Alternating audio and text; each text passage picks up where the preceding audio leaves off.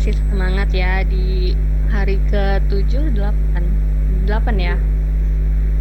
Semoga kita selalu diberikan kemudahan dan kelancaran dalam beribadah. Amin. Puji Amin. syukur kita panjatkan kehadirat Allah Subhanahu wa Ta'ala, karena berkat dan karunia-Nya kita semua dapat hadir di ruang virtual ini untuk mendapati ilmu dari Profesor Ono untuk mengikuti webinar bersama Bapak. Dengan adanya webinar kali ini diharapkan para partisipan agar mendapat insight-insight yang menarik mengenai cloud computing. Oke. Selanjutnya penyampaian materi langsung bersama Bapak Profesor Ono Widodo Purbo selaku narasumber kita. Terima Gimana, kasih. Prof? Langsung ya. Terima kasih. Selamat pagi. Assalamualaikum warahmatullahi wabarakatuh. Waalaikumsalam warahmatullahi wabarakatuh. Oke, kita topik hari ini adalah tentang cloud. Cloud. Cloud teh naon, cloud teh awannya. Ngaco. Awan.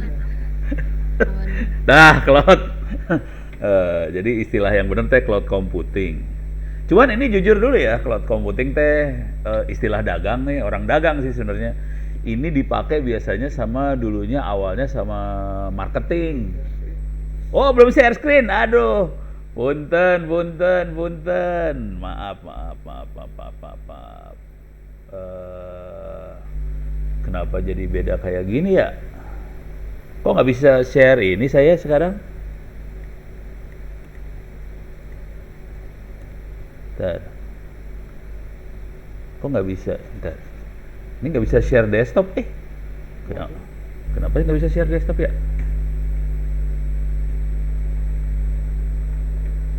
Oh,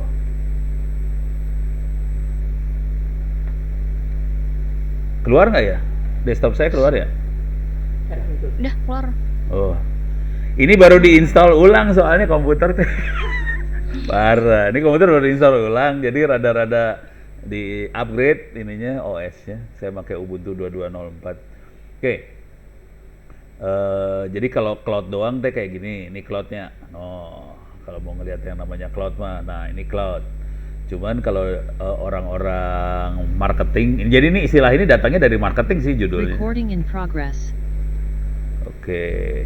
Jadi marketing teh bilangnya cloud computing. Bentuknya kira-kira gambarnya kira-kira gini.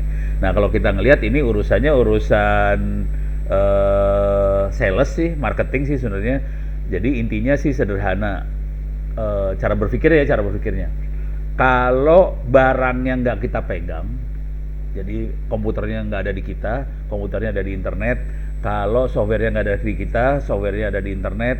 Kalau pokoknya barangnya nggak ada di komputernya kita, semuanya ada di internet. Mereka bilangnya cloud. Kenapa dibilang cloud? Pada zaman dulu kala, kalau kita gambarin internet, gambarnya berbentuknya awan, gitu. Jadi kalau mau ngelihat ginilah cloud internet, cloud internet. Jadi pasti bentuknya awan sih, semuanya bentuknya awan. Jadi internet dikasih gambar seperti awan. Soalnya kalau dikasih bentuknya lingkaran, bukan lingkaran, dibikin kotak bukan kotak, akhirnya dibikin awan aja. Pokoknya internet awan. Akhirnya semua yang ada ditaruh di internet dibilangnya cloud computing, kira-kira kayak gitu. Oke, tapi ini istilah orang dagang ya sebetulnya awalnya. Sebetulnya yang benernya teh sebenarnya contohnya ada di sini nih. Ini intinya cara berpikir sederhananya kira-kira gini lah. Komputer yang kita pakai makin hari makin kuat. Jadi dalam satu komputer kita bisa jalanin banyak komputer. Jadi kalau dulu kan satu komputer ya cuma satu komputer, nggak bisa dipakai apa-apa lagi. Kalau sekarang dalam satu komputer kita bisa banyak jalanin komputer lain. Nah ini contohnya adalah ini software yang saya pakai namanya VirtualBox. Ini bisa diambil ya, VirtualBox. Ini gratis bisa diambil. Nih VirtualBox, sorry, yang ini aja. Jadi kita bisa download nih, bisa download VirtualBox, bisa download tampilannya kayak gini. Nah ini dalam VirtualBox yang ada di komputer saya di sini teh ada 1, 2, 3, 4, 5 komputer. Di sini ada server, ada Kali Linux, ada router mikrotik segala macam. Jadi bisa ada banyak komputer dalam satu komputer kira-kira gitu. Nah teknik yang sama kita pakai buat dagang sekarang. Jadi kalau misalnya ada yang pengen, jadi misalnya nggak usah jauh-jauh lah, dinas-dinas di Pemkot Tangsel bilang ke Dinas Kominfo, saya butuh server dong. Nah, emang si Dinas Kominfo nanti ngasih server komputer beneran? Kagak, dikasihnya bentuknya kayak gini, butuh server, ya udah saya copy lah, ini saya copy ini nih kayak cloning, saya bikin server buat dinas naon ya, pendidikan meureun ya, pendidikan Tangsel. Cuman gini dah doang di cloning, pokoknya setan banget lah, full clone, clone, udah cuman gitu doang. Jadi tahu-tahu punya komputer aja, padahal sih ini penipuan sih sebenarnya. Jadi kalau kita nyebutnya, kalau orang teknik nyebutnya bukan cloud sih sebenarnya. Orang teknik bilangnya virtual machine, mesin virtual. Dalam bahasa yang lebih sederhana, mesin bohongan, karena mesinnya kagak ada, karena mesinnya di copy doang, udah gitu dijalanin, dan gitu kita kasih. Jadi dinas pendidikan jadi punya mesin, silahkan diakses.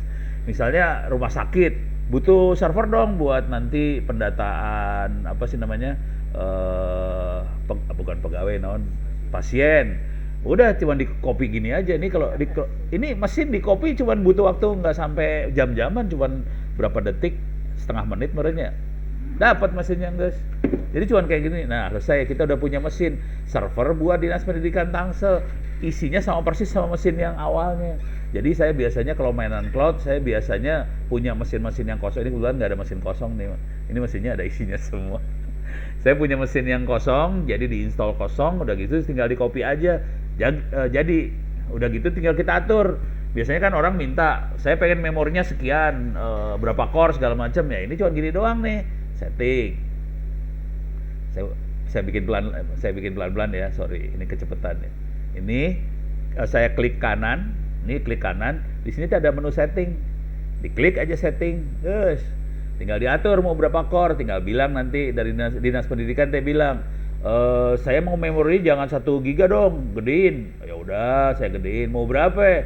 Mau 4 giga? Kurang, 8 giga beak memori gua. Ya enggak, 4 giga lah.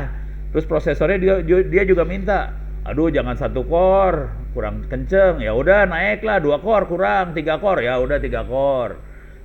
Cuman nanti maksimum jumlah memori sama jumlah core ngikutin yang ada di komputer itu. Jadi misalnya, jadi nanti si Dinas Kominfo belinya bukan mesin 4 core atau 8 core, kagak, belinya yang 32 core atau 64. Ya sini paling gede berapa? Apa ya? Oh, 100-an core. Jadi saudara-saudara di sini kaya. Core-nya gede pisan. Udah gitu tinggal diecer, mau berapa core gua kasih, gitu ya. Jadi bisa kayak gitu cara mainnya gitu. Jadi kalau butuh core berapa, jadi ini masuk ke sistem lagi, sorry.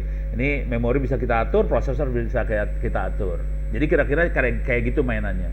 Nah, kalau misalnya ini contoh paling gampang Dinas Pendidikan lah. Dinas Pendidikan paling gampang buat contoh buat korban paling gampang. Oh, 128. Anjir, goblok ya. Ya, saudara-saudara, ternyata di Dinas Kominfo itu satu mesin ya? Satu mesin, ada berapa mesin di sini teh? Banyak sih, Bro. Banyak mesinnya ya. Di sini mesinnya banyak. Satu mesinnya 108 core, gila ini mah. Jadi Anda tuh kaya raya sebenarnya, nggak banyak. Tidak banyak pemerintah kota, kabupaten di Republik ini yang punya mesin-mesin segede-gede gaban kayak gini. Ini salah satunya Tangsel, mesinnya keren banget. Jadi nanti masing-masing dinas tinggal bilang aja ke Kominfo, saya butuh server. Jadi biasanya nanti pertanyaannya gini, kalau ke pendidikan contoh ya, pendidikan. Server pendidikan biasanya akan bebannya berat pada saat anak-anak ujian atau dinas pendidikan harus ngasih pengumuman ke orang tua murid. Misalnya kan dinas pendidikan punya kewajiban salah satunya buat ngumumin siapa masuk sekolah mana nih awal-awal pelajaran baru ya, biasanya kan kayak gitu, awal-awal siswa baru masuk ke sekolah, yang dari SMP masuk SMA, dari SD masuk SMP, nanti kan pengumumannya di dinas pendidikan dah. Nah pada saat detik-detik itu pasti servernya butuh gede. Tapi di luar itu servernya kecil juga cukup, soalnya nggak ada yang akses. Jadi caranya Dinas Kominfo kayak gini ngomongnya biasanya, pendidikan. Ini aksesnya kira-kira bulan apa? Misalnya bulan Juli merenya. Juli, Juni, Juli lah dari sana lah ya. Sekarang kan masih bulan naon itu Maret. Ya udah, karena Mas Juli masih lama, saya kasih satu core dulu ya. Enggak, pokoknya developer bisa ngembangin softwarenya. Tapi pas bulan udah deket hari hanya dinaikin, ini core-nya dinaikin, memori dinaikin. Jadi bisa kayak gitu caranya. Naikin cuma gini doang sih, garing pisan kalau tahu caranya cuma gini doang. Cuman ya komputer saya tidak sebagus Dinas Kominfo yang punya ratusan core ya. Saya core-nya cuma ada 4 biji. Ya, CPU ini ada 4 CPU ya, core-nya cuma 4.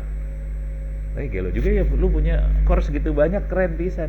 Ini sorry, saya ada di Dinas Kominfo, jadi sebelah saya ada para penguasa daerah sini. Jadi saya bisa nanya. Oke, nanti kalau ada pertanyaan silakan tanya ya. Jadi kira-kira cara berpikirnya cuma gini doang. Jadi Anda biasanya butuhnya memori sama core. Memori core-nya bisa dirubah-rubah tergantung kebutuhan. Biasanya kebutuhan paling gede kalau saat siswa ujian atau dinas harus ngasih pengumuman PPDB namanya ya. PPDB sama nanti PPDB itu yang tadi pengumuman siswa masuk baru ya. Pendaftaran, pengumuman. Nah, itu kan banyak yang akses. Nah, itu butuh memori ini gede. Gitu ya. Jadi kira-kira ini. Nah, sekarang kita lihat benerannya kayak gimana. Ini kan kita lihat di komputernya Ono. Yang beneran tidak pakai VirtualBox seperti ini ya. Biasanya software yang dipakainya beda. Softwarenya bisa pakai yang paling favorit mah ini biasanya sih OpenStack. Tapi ini buat orang IT banget lah, orang IT banget. Kalau pengen bikin mesin virtual, OpenStack. Kalau mau yang rada gampang, ini OpenStack bisa di-download. Ini open source banget. Kalau yang mau rada gampang, biasanya kita pakai Proxmox. Di sini makanya Proxmox. Proxmox kategori yang gampang soalnya. Kalau OpenStack susah. Nah, ini saya kasih lihat yang pakai OpenStack. Tapi bukan OpenStack-nya langsung. Kita lihat dari luar ya. Ada beberapa, saya punya server saya yang ini ada 2 nih, saya kasih lihat servernya Ono beneran lah. Ono Center ORID, oke, sama satu lagi LMS Ono Center ORID /model lah. Slashnya 2 kali ya, ya udah klik aja di sini lah, bisa.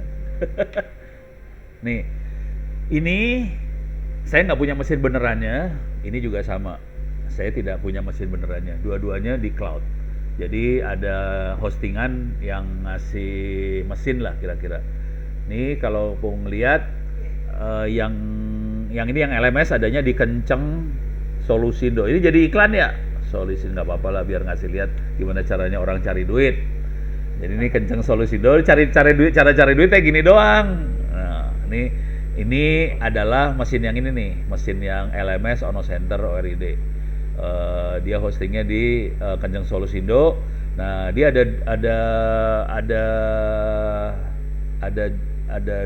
ada beberapa jenis. Ada yang make nah gini ya. Ada yang make cPanel, ada yang make server nih. Ada yang pakai server KVM, ada yang Mikrotik. Mikrotik teh, ini ada di sini contohnya nih Mikrotik. Ini saya tutup lagi. Nah ini Mikrotik. Kalau Anda tahu Mikrotik teh router sebenarnya. Jadi buat yang belum tahu ya, Mikrotik teh router Mikrotik. Ini bentuknya kayak gini gambar, saya kasih lihat lah.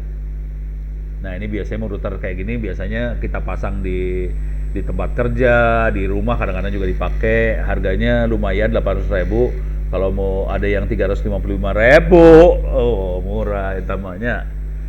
Oke. Kalau saya beli kalau 355.000 masih oke banget harganya. Oke, jadi ada 2 jenis sih sebenarnya yang gedenya. Ada yang main cPanel, terus ada yang mainnya VPS. Ini yalah susah ya. Harus gini pelan-pelan. Ada yang VPS, ada yang cPanel. Jadi yang si panel itu bukan yang cloud yang saya maksud. Kalau yang cloud yang saya maksud di sini itu bukan cloud computing. Kalau yang si panel itu bukan cloud computing. Yang VPS itu cloud. Oke. Jadi yang server-server ini mainnya VPS dan dia bentuknya cloud. Jadi cloud itu teh gini, kita bukan beli, ya, langganan lah. Kita langganan server. Jadi kita punya mesin sendiri, walaupun mesinnya mesin bohongan ya, mesin virtual. Kalau si panel, kita langganannya langganan aplikasi. Misalnya kita langganan aplikasi web, kita langganan aplikasi mail. Jadi bentuknya aplikasi langganan. Oke. Jadi yang hosting ini biasanya bentuknya aplikasi, kita bayar si Kenceng Solusindo, nanti dia kasih web. Biasanya kalau yang mainan kayak gini, yang hosting ini lebih murah daripada yang server. Jadi yang VPS biasanya lebih mahal. Oke, beres ya. Jadi yang satu bentuknya aplikasi, yang satu bentuknya mesin.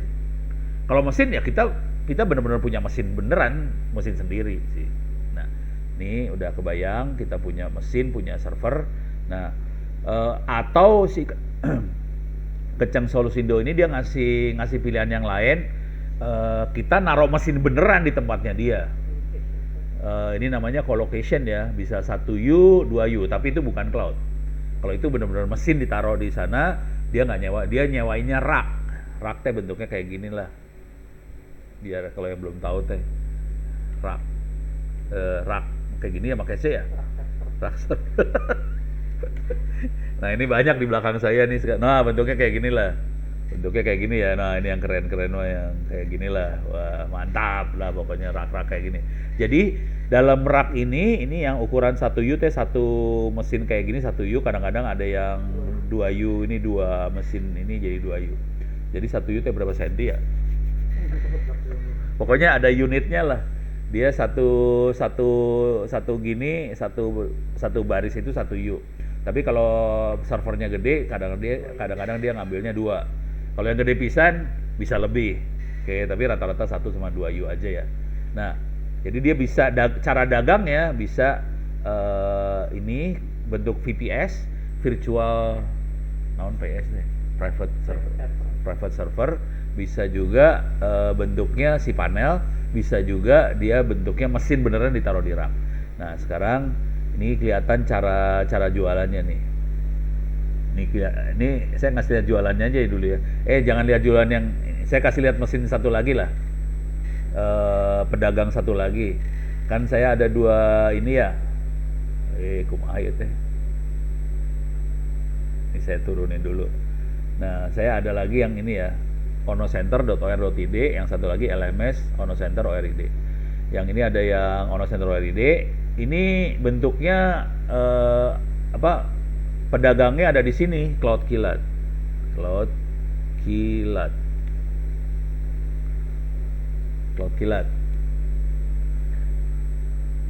Ini Cloud Kilat. Nah, ini juga sama tapi dia lebih banyak cloudnya. VPS si panelnya hampir nggak ada dia. Nah, ini kita bisa lihat contoh layanan sama harganya. Oke. Nah, jadi kita bisa perhatiin ini jumlah memori RAM sama core-nya berapa. Jadi dagangnya teh murah pisan, RAM 1 GB, core 1 core 90.000 sebulan, hard disk 20 GB. Terus dapat 1 IP publik. Kalau mau lebih tinggi yang ini XXS, yang saya XXS sih jujur saya yang XXS. Kalau yang lebih tinggi lagi 2 GB memori, 2 core 180.000. Kalau makin tinggi 4 GB 360.000. Kita lihat yang paling gedenya berapa, dia dagang 32 core.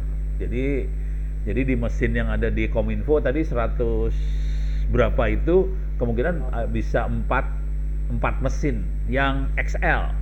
Kalau yang jual yang XXS berarti dia punya 100 mesin dalam situ, 100 lebih mesin.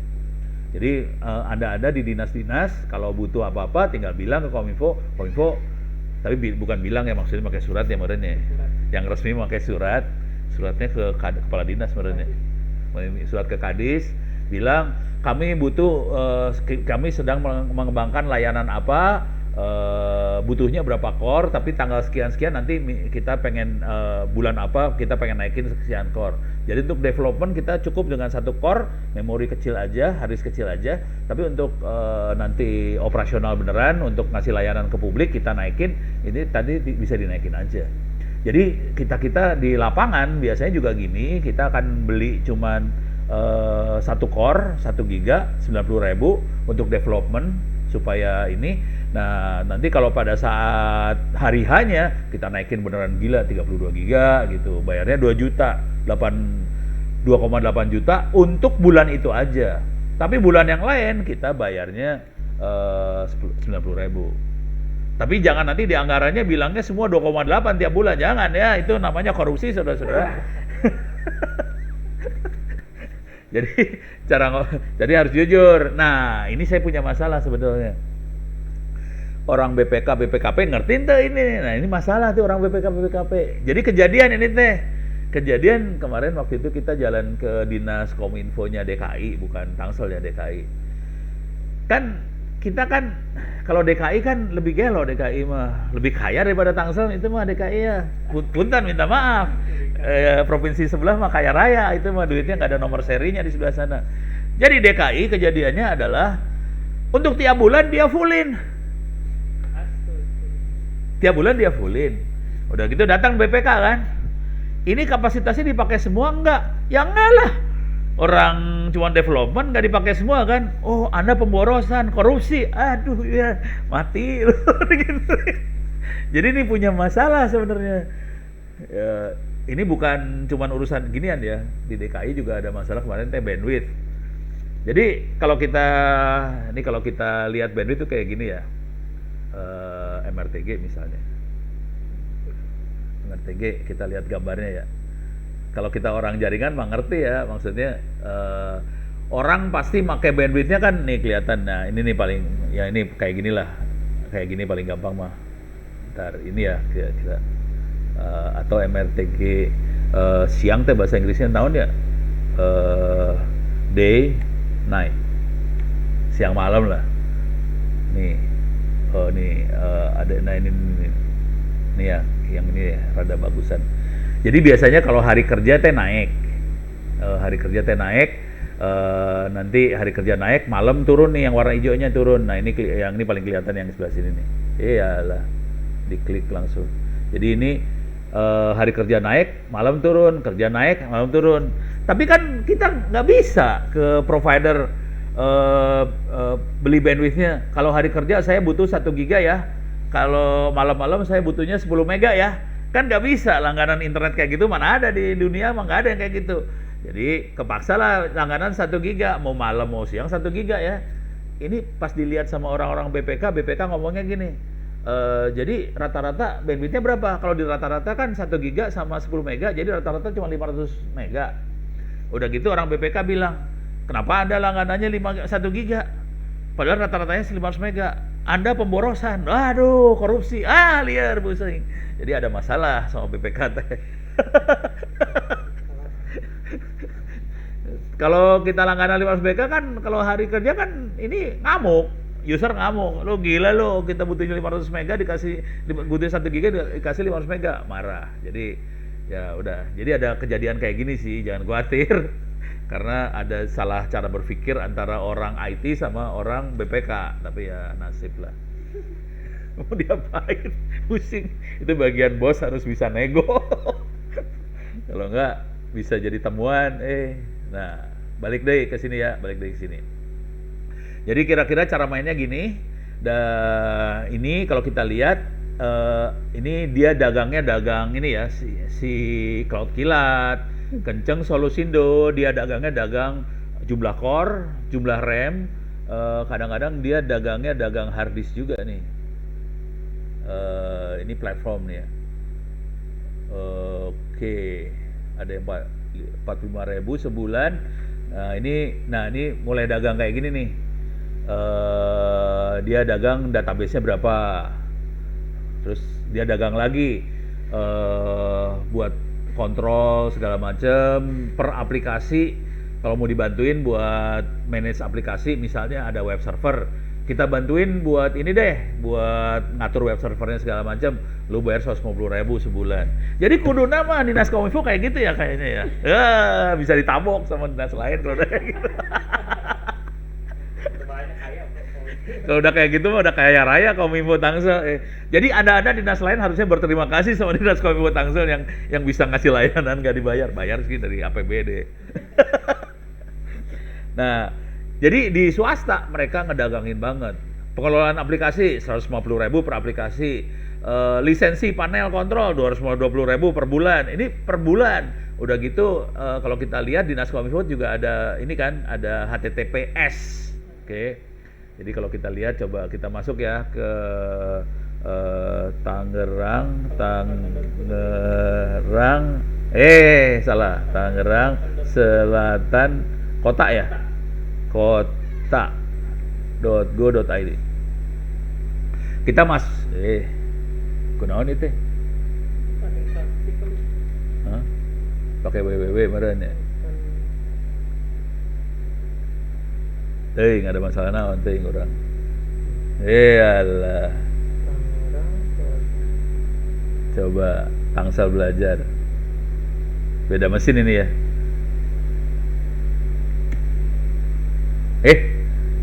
Apa routingnya nggak beresnya? Ya udah. Kalau nggak ke saya aja lah. Mesinnya ada di belakang sih.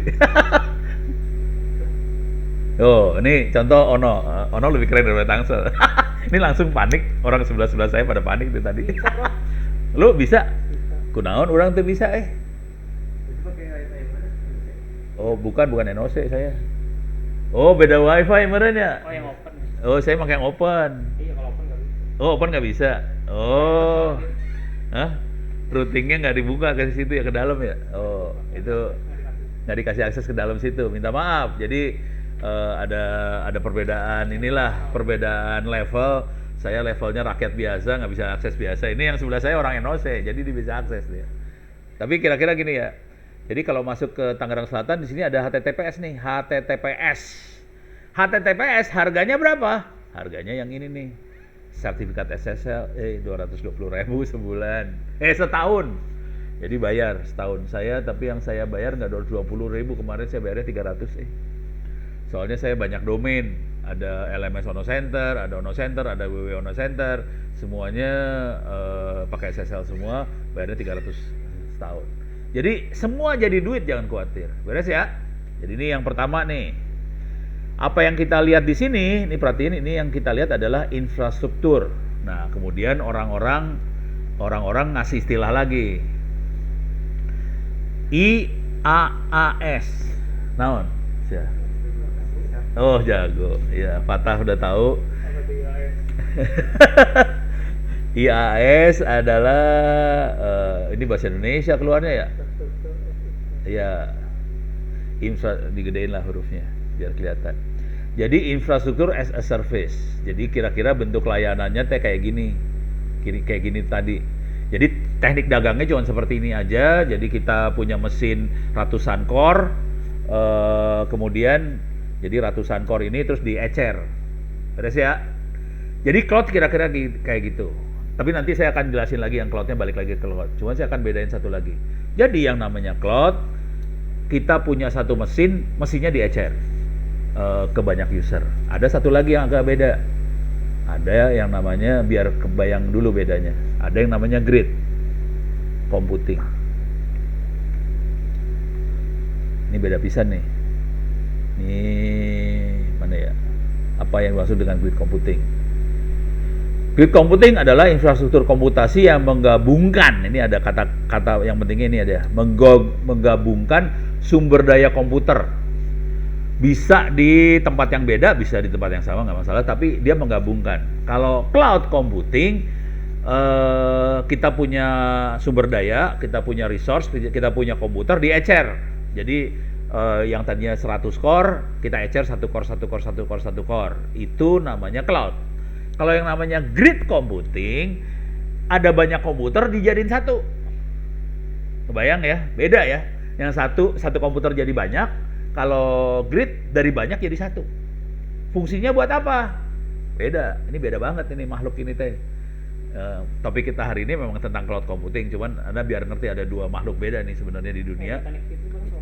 Hah? Kayak Nutanix gitu. Enggak, beda banget. Di sini nggak ada. Di sini nggak ada. Ini butuhnya. Jadi kalau banyak komputer jadi satu, akibatnya kita jadi kayak punya satu komputer kencang pisan, Ban. Yang dibangun dari banyak komputer dijadiin satu. Contoh yang lain adalah kita punya harddisk banyak jadiin satu supaya kita bisa ngelihat harddisk sebagai satu kesatuan. Jadi bisa kalau komputasi berarti komputer ya, core sama memori jadiin satu. Nah, grid computing itu tujuannya supaya kita punya superkomputer. Superkomputer. Jadi superkomputer bentuknya kayak gini nih. Ini superkomputer yang sekarang ya. Superkomputer yang sekarang bentuknya adalah komputer-komputer banyak dijadiin satu. Jadi orang ngelihatnya sebagai satu komputer, padahal dia komputernya banyak. Ini fungsinya apa? Ini beda banget. Kalau ini fungsinya buat misalnya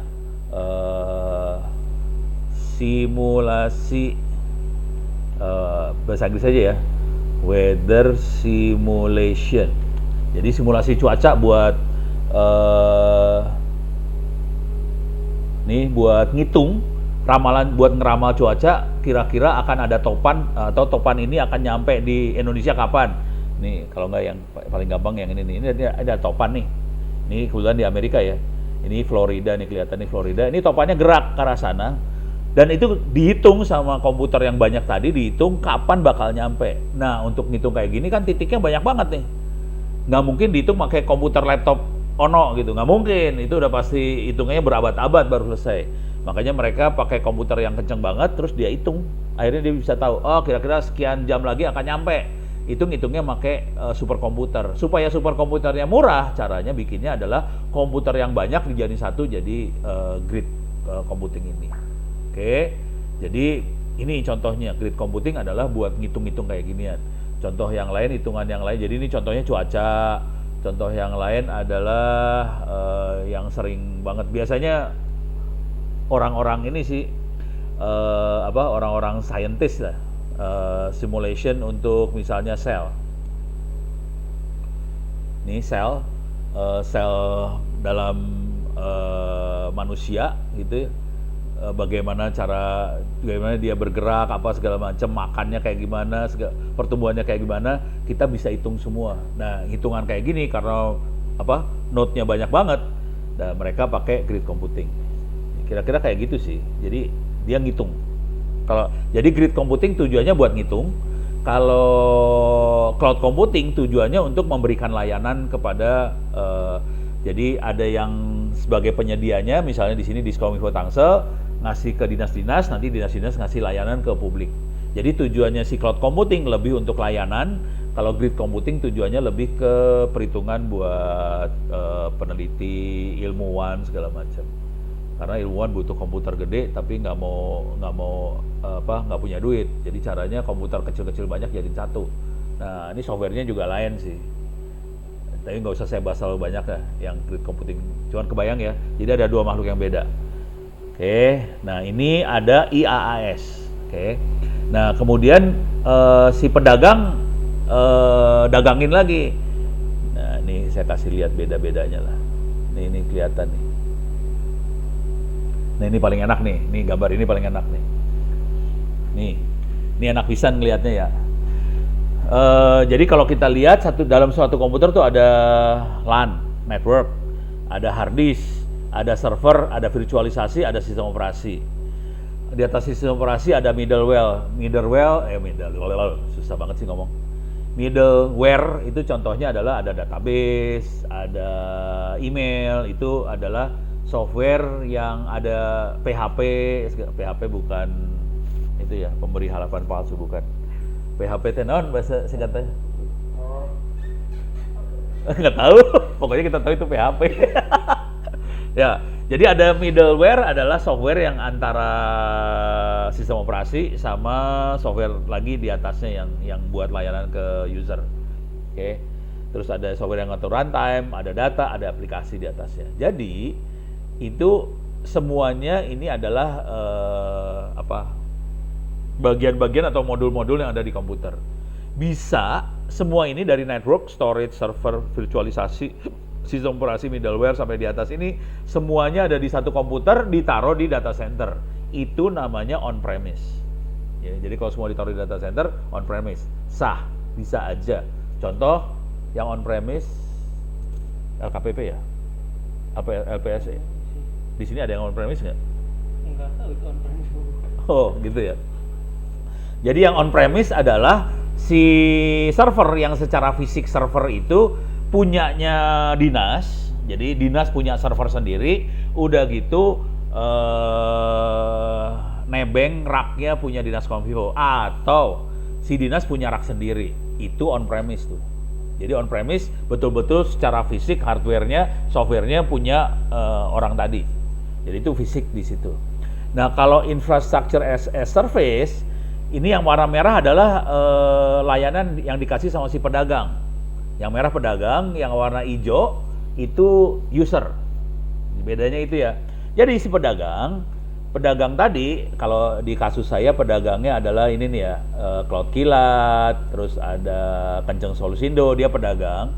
Jadi pedagang akan ngontrol dari bawah sini nih, network, storage, server, virtualisasi dipegang sama pedagang semua.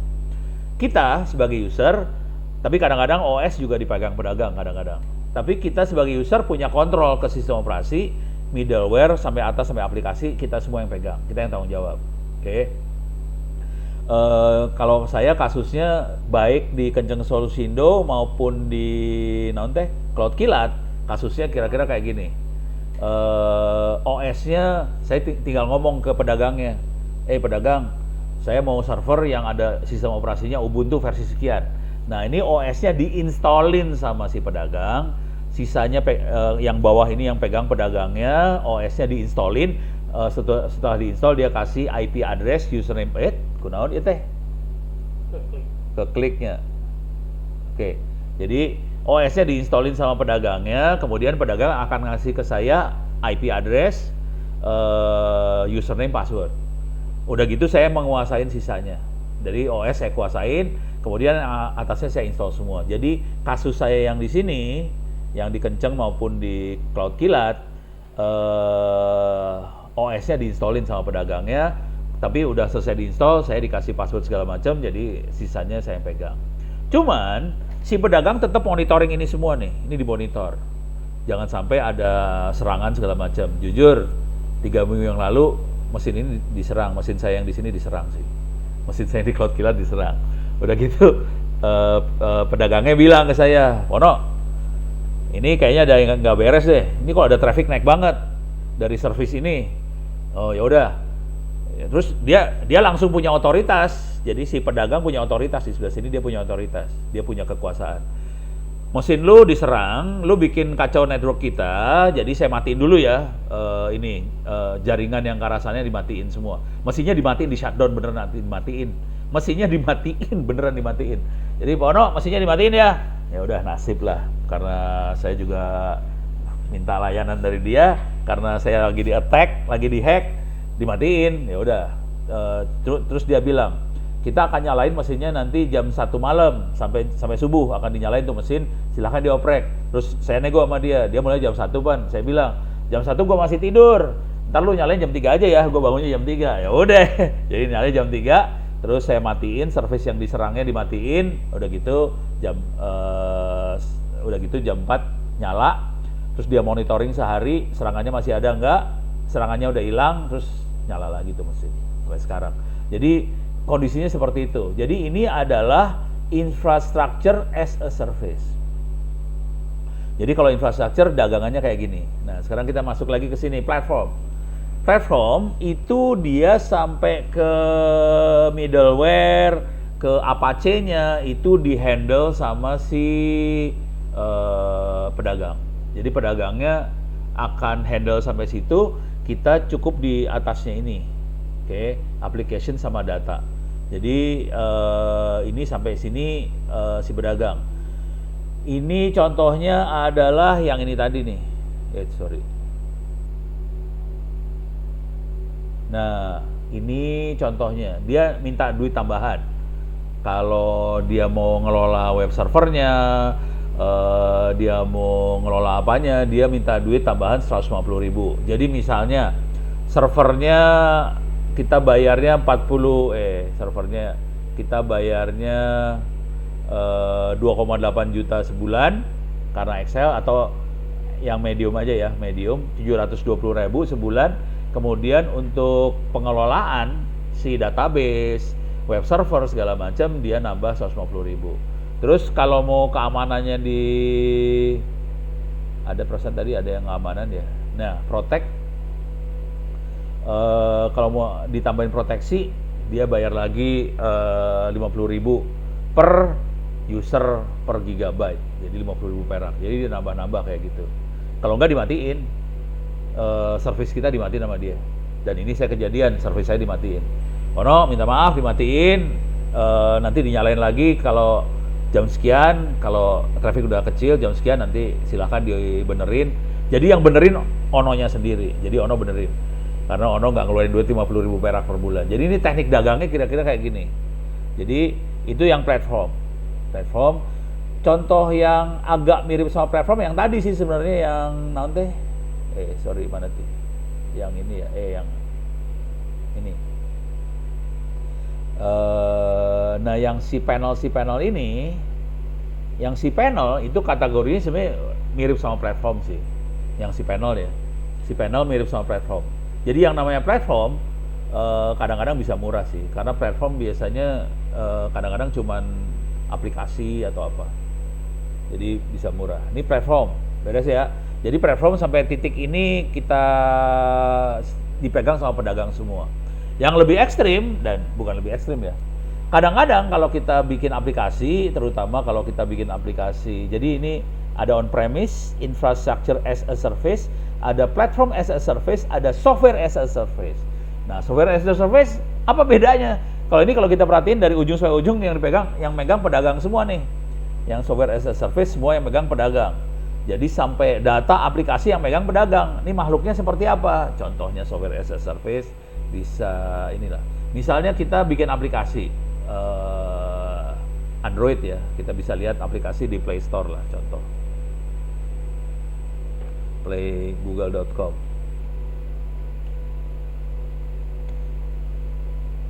Oke. Ini hosting dia, aplikasi-aplikasi di host di sini semua ya, aplikasinya dia. Ini kita lihat aplikasi, ini aplikasi di host di sini semua. Oke. Jadi kita naruh aplikasi, tapi ini bukan software as a service-nya, belum kelihatan di sini. Nah, misalnya kita bikin aplikasi.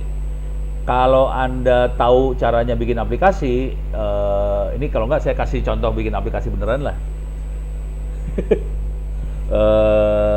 Ini ya. Ini gue ngajarin coding bisa nggak ya sini? Boleh nggak ya? Boleh. Boleh ya, ngajarin coding. App Inventor. Ini bisa diajarin ke anak-anak SD. Oke. Ini khusus buat anak-anak SD, dan saya benar ngajarin ke anak-anak SD beneran. Jadi Ono pernah ngajarin ke anak SD bikin aplikasi ini. 2 jam anak SD bisa bikin 2 aplikasi. Ini create. Ini kelihatan kan buat anak SD banget ya. Kita bisa bikin aplikasi. Ini misalnya aplikasi buat handphone ya. Kalau App Inventor aplikasinya buat handphone. Kita bisa bikin aplikasi di sini. Nah, ini contohnya, ini saya buang dulu.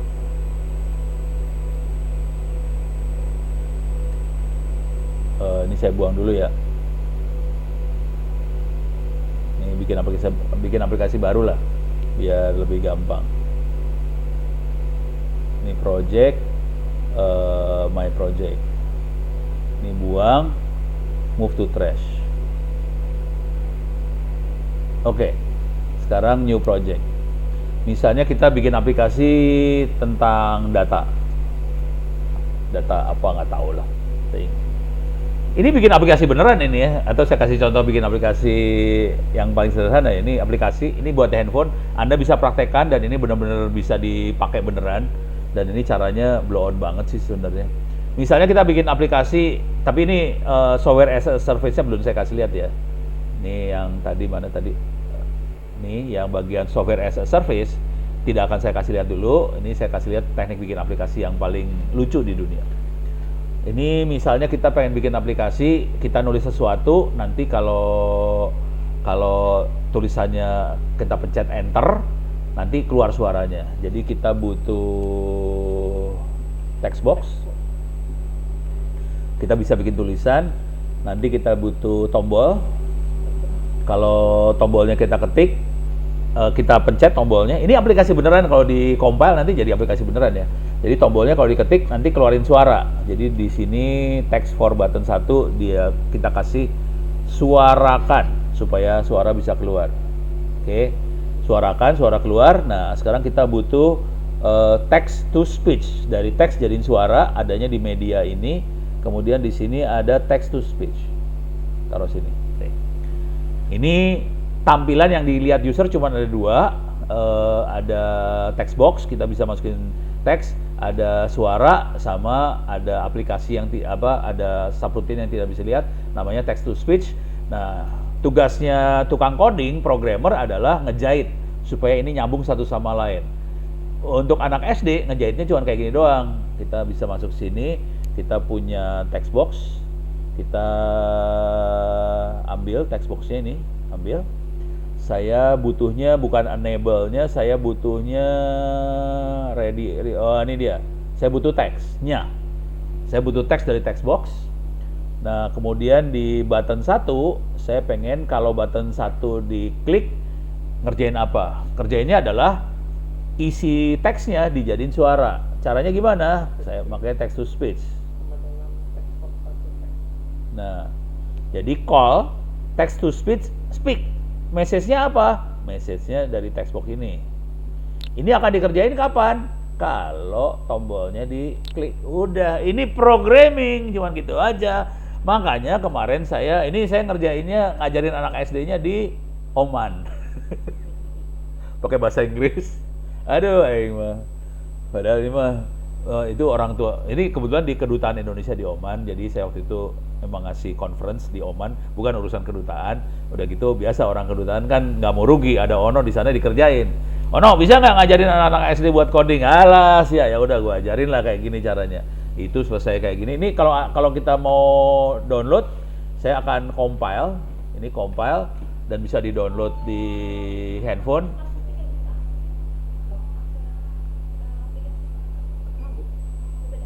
Nah, lagi nge-zoom, iya. Nah ini tuh gue jadi nggak konsentrasi ya.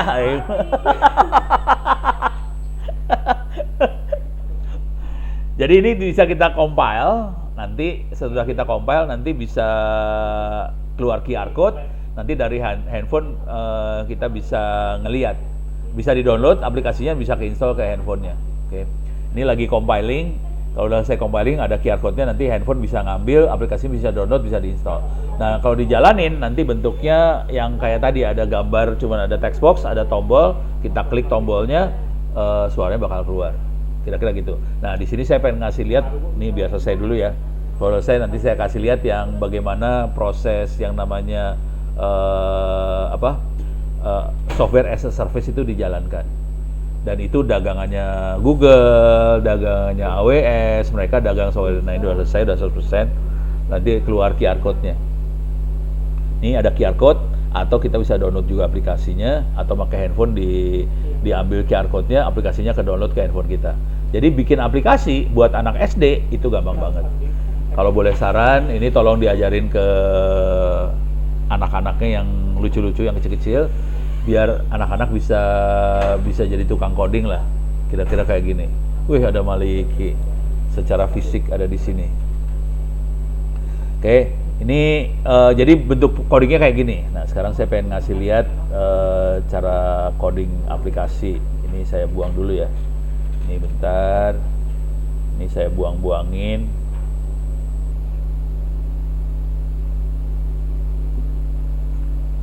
Oke. Delete ya. Nah, kayak gini. Nah, kalau kita mau mainan aplikasi, kumaha. Oh wait, jadinya. Oke, kalau kita walah balik deh.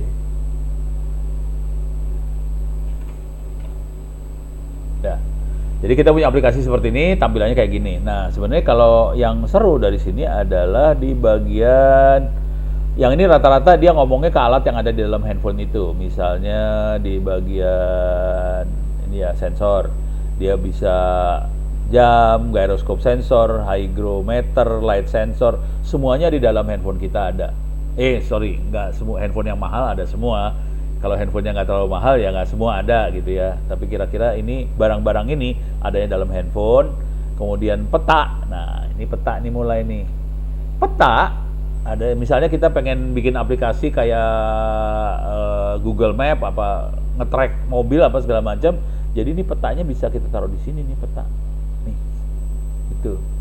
Petanya ada di situ dan nanti kita bisa naruh lokasi yang mau di track apa segala macam di peta itu. Nah ini peta ini kan kita tahu dia akan ngomong ke Google.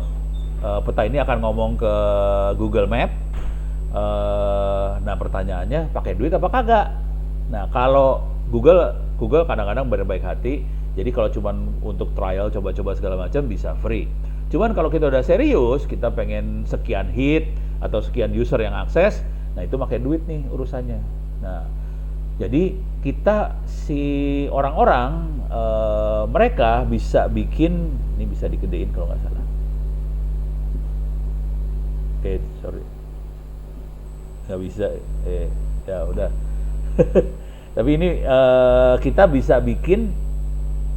Jadi ini kita langganan ke Google nih petanya. Nah, langganan ke Google peta tadi supaya bisa di-hit sama banyak handphone itu pakai duit. Nah, pada titik itu si Google mana tadi? Nah, ini. Nah, Google kategorinya software as a service dia. Jadi dari bawah sampai atas dia ngasih layanan ke user. Ini contoh layanannya peta. Gitu ya. Jadi ada yang dikuasain semua, kita tinggal terima beres aja. Nanti petanya langsung ditampilin di aplikasinya kita di sini. Ini petanya tampil di aplikasinya kita. Oke. Sisanya di belakangnya datanya user, semua kegiatannya user, semua dibantuin sama Google semua. Nah, itu kita pakai duit, kita bayar Google. Google saya bayar sekian supaya bisa tracking aplikasinya. Oke. Bentar. Saya coba ngelihat. Tapi kayaknya GPS ID. Ini adalah layanan tracking. Nggak masuk. Bentar ya. Stop sharing dulu bentar ya. Stop sharing. Soalnya gue mau masukin password sama username.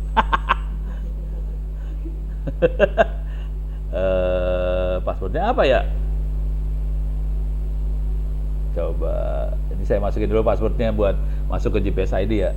Oke, saya masuk ke GPS ID. Sekarang saya screen-nya saya ini lagi ya.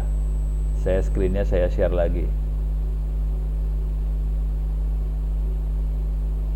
Kunaon itu?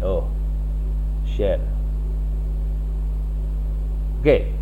Ini saya masuk ke sini. Saya masuk ke gps.id. Ini kebetulan mobil saya. Kalau saya ke Tangsel saya naik motor sih sebenarnya. Males naik mobil, mereham.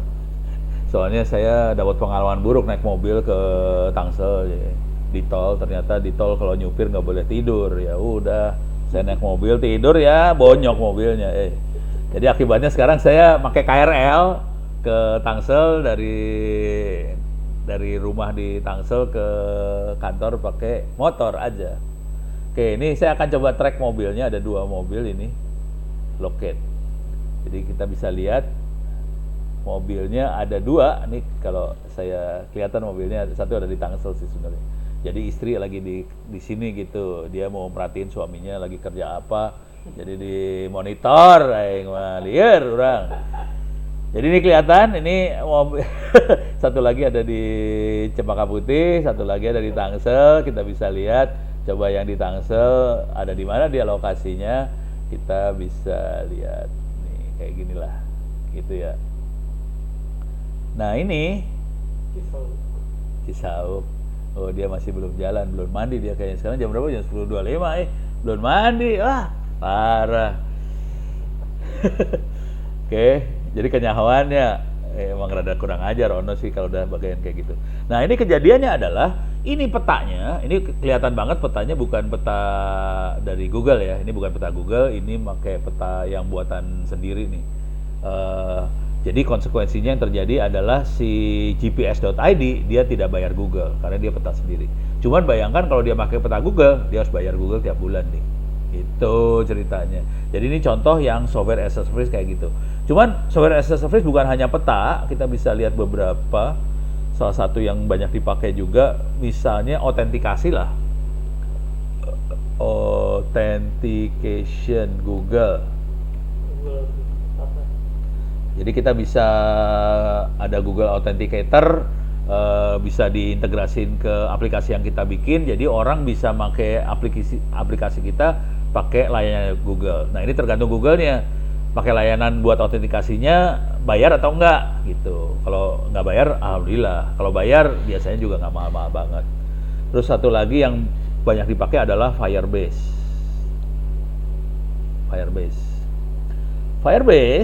Nah ini Firebase.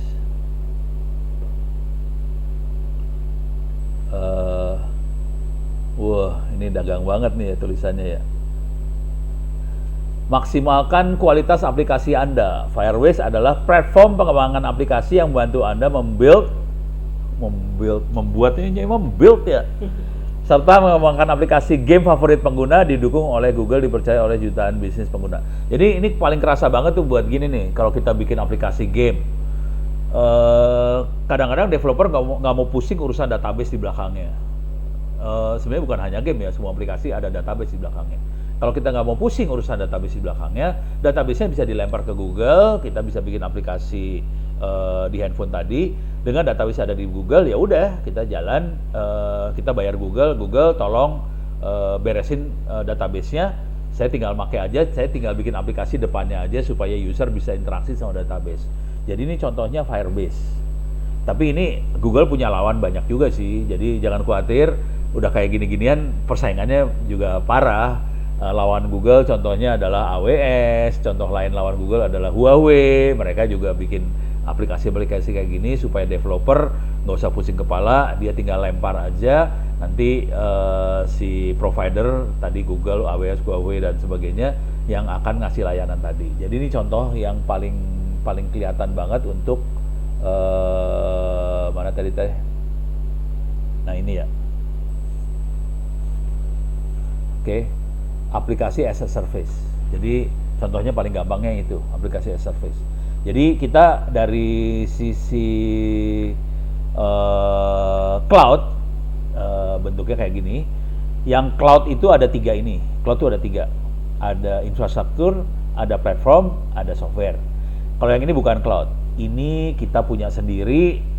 Racknya punya kita, servernya punya kita. Racknya bisa nyewa sih. Racknya bisa nyewa. Tapi servernya punya kita sendiri, kita taruh dan kita ngurus semuanya dari ujung sampai ujung. Dari network, storage, segala macam kita urus semuanya. Itu on-premise, itu bukan cloud. Yang cloud adalah yang ini. Ini yang other manage. Jadi manajer yang manage-nya pedagang yang lain. Jadi dia dapat duit dari sini. Ini dibutuhin pada saat orang IT di kita memang cuma sedikit. Tapi kita tetap pengen bikin layanan, orang IT-nya sedikit. Nah, teknik ini dipakai oleh dinas-dinas kominfo di kabupaten kota, itu pakainya kayak gitu tekniknya. Jadi pemerintah kabupaten kota, dinas-dinas yang bukan IT, nggak perlu punya orang yang jago IT banget, semuanya dihandle sama si kominfo. Jadi kominfo punya layanan infrastruktur as a service, platform as a service, sama software as a service. Dinas tinggal milih mau sampai level mana dinas ngerjainnya, apakah di infrastruktur, apakah di platform, atau software. Kalau software itu biasanya kalau si dinas-dinas tadi punya developer ya, tapi yang lain juga ada developernya sih. Nah, kadang-kadang yang infrastruktur as a service, platform as a service, Developer aplikasinya juga bisa disupin ke Dinas Kominfo supaya ngembangin aplikasi atau bisa disupin ke pihak ketiga. Cuman kalau boleh jujur ngomong terus terang, sebaiknya jangan ke pihak ketiga.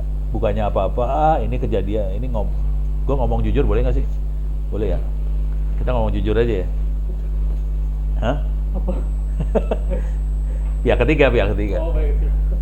Jadi ini jujur terus terang, ini kejadiannya di bank plat merah ya, bank pemerintah. Bank-bank pemerintah kadang-kadang ya oke lah si Kominfonya punya infrastruktur as a service, platform as a service, software as a service. Di dalam bank-bank plat merah ini ada kayak banyak dinas-dinas, ada bagian untuk kredit lah, ada bagian untuk urusan pelanggan apa segala macam. Mereka bikin aplikasi. Nah, aplikasinya tidak dikerjakan sama dinas Kominfonya sana. Akibatnya aplikasinya dikasih sama konsultan dari luar. Tolong diingat ya, ini bank. Bank itu urusannya duit.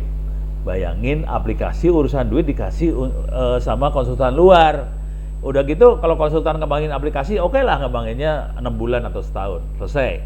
Terus dikasih dong ke yang ngasih kerjaannya. Dikasih itu aplikasinya ke yang ngasih kerjaannya. Yang kejadian apa? Sudah dikasih kerjaan, aplikasi dikasih, konsultannya selesai kan, kontraknya selesai, dia keluar. Tapi si konsultan ini kan masih punya password ya, username passwordnya. Kejadian dihack bank plat merahnya. Gitu. Saya nggak akan nyebut bank yang mana, karena yang jadi ahli forensiknya teman saya soalnya, jadi gue bisa cerita. Kejadian bener, jangan khawatir ini, jadi agak berbahaya kalau Anda main sampai level itu. Ini beres ya. Ini adalah yang konvensional yang sering dikerjakan. Jadi tolong diingat, ada infrastruktur, ada platform, ada software, dan ini semua bisa dilakukan oleh Kominfo Tangsel. Kalau boleh saran, mintanya ke Kominfo Tangsel, jangan minta ke, ya kayak kalau Ono kan swasta ya, Ono orang luar ya. Jadi saya mintanya ke Kanjeng Solusindo, ke Cloud Kilat. Kalau Anda bisa minta ke Kominfo Tangsel. Soalnya ke Kanjeng Solusindo ya harus keluar anggaran lah. 720.000 sebulan, apa berapa sebulan? Mulai dari 90 sampai 2,8 juta. Bayangin, ini nggak usah dikeluarin anggarannya, ya udah minta ke Kominfo Tangsel yang minta APBD. Nah, sekarang kita lihat jenis cloud yang lain. Jadi ini tadi cloudnya adalah, ini saya tutup dulu, Firebase, ini GPS, jadi kelihatan bini gua ada di mana ya. Tapi jujur, ini cerita sedikit tentang GPS ya. Tracking kayak gini dipakai juga sama teman-teman Dinas Kominfo, Pemprov DKI sih. Jadi DKI tracking kayak ginian buat alat-alat beratnya dia. Supaya dia bisa tahu alat-alat beratnya ada di mana segala macam. Jadi mereka melakukan tracking seperti ini. Dan kalau tracking ini ada sensornya, dia bisa ngelihat bensinnya kayak gimana, alat-alat di dalamnya kayak gimana. Kalau yang saya bisa matiin mobil jarak jauh juga sih. Jadi misalnya mobilnya dicuri, saya bisa matiin dari jauh. Jadi bagus juga kayak gini. Oke. Sekarang saya lanjut yang urusan yang ini ya. Ini tutup lagi, ini tutup lagi. Ini tutup. Nah, sekarang. Nah, ada cloud computing, ada edge computing. Nah, so edge computing naon? Gak tahu deh. Ya, ini korbannya ada di sebelah. Yopi ada di sebelah saya. Edge computing. Nih ya, seru. Ada edge computing, ada cloud computing. Kita lihat gambarnya aja ya. Ini ada edge computing. Tapi kalau lihat gambar kita nggak kebayang edge computing tenaun. Tidak terbayang saudara-saudara edge computing apa. Karena bentuknya ya mirip-mirip cloud. Semuanya cloud, sama cloud. Tapi edge computing ini kejadiannya adalah paling gampang. Ini dagangannya anak-anak Telkomsel sih. Ini jadi nyebut merek nggak apa-apa ya. Telkomsel jual yang namanya SD-WAN. Ini cloud lagi, sebenarnya SD-WAN itu cloud juga. SD-WAN adalah cloud, tapi cloudnya bukan cloud computing dia. Kalau cloud computing adalah cloud dari komputer. Kalau SD-WAN adalah cloud dari jaringan. Kebayang nggak? Kalau komputer jelas ya, komputer saya bisa mesen. Kominfo, Saya mesen dong sekian memorinya sekian giga, terus core-nya sekian core. Itu adalah cloud computing. Kalau SD-WAN adalah network cloud. Jadi cloud-nya, jaringannya dibikin cloud. Nah, bingung ya. Jaringan dibikin cloud. Jadi kalau SD-WAN itu jaringan nah ini mungkin kayak gini lah.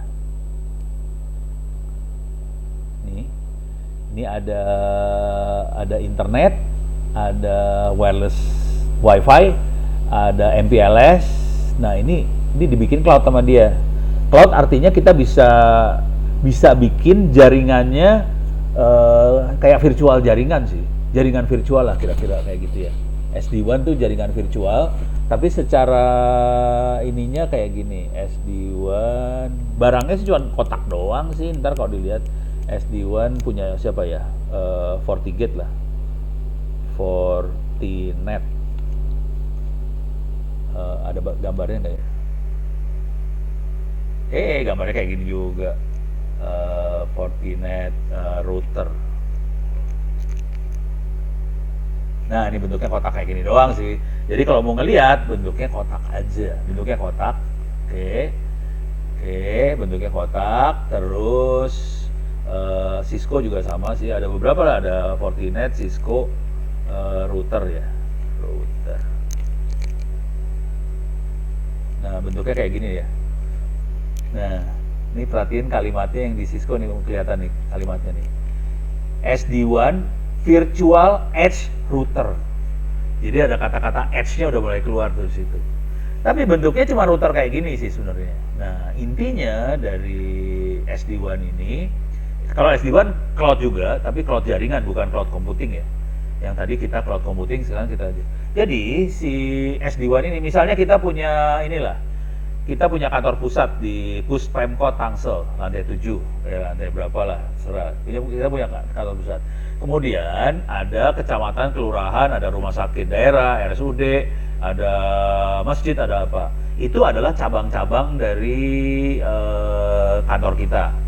Kalau di perusahaan kan bisa punya kantor pusat di Jakarta, punya cabang di kota-kota Republik Indonesia. Kalau yang lebih gila, ada kantor pusat di Jakarta, punya cabang di Singapura, punya cabang di Filipina, segala macam.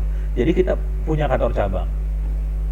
Nah, kantor cabang ini, kita pengen kantor-kantor cabang ini bisa akses ke data-data yang ada di kantor pusat.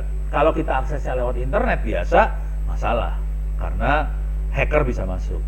Jadi, supaya nggak pusing kepala, di kantor-kantor cabang segala macam ini mereka beli yang namanya SD-WAN router ini.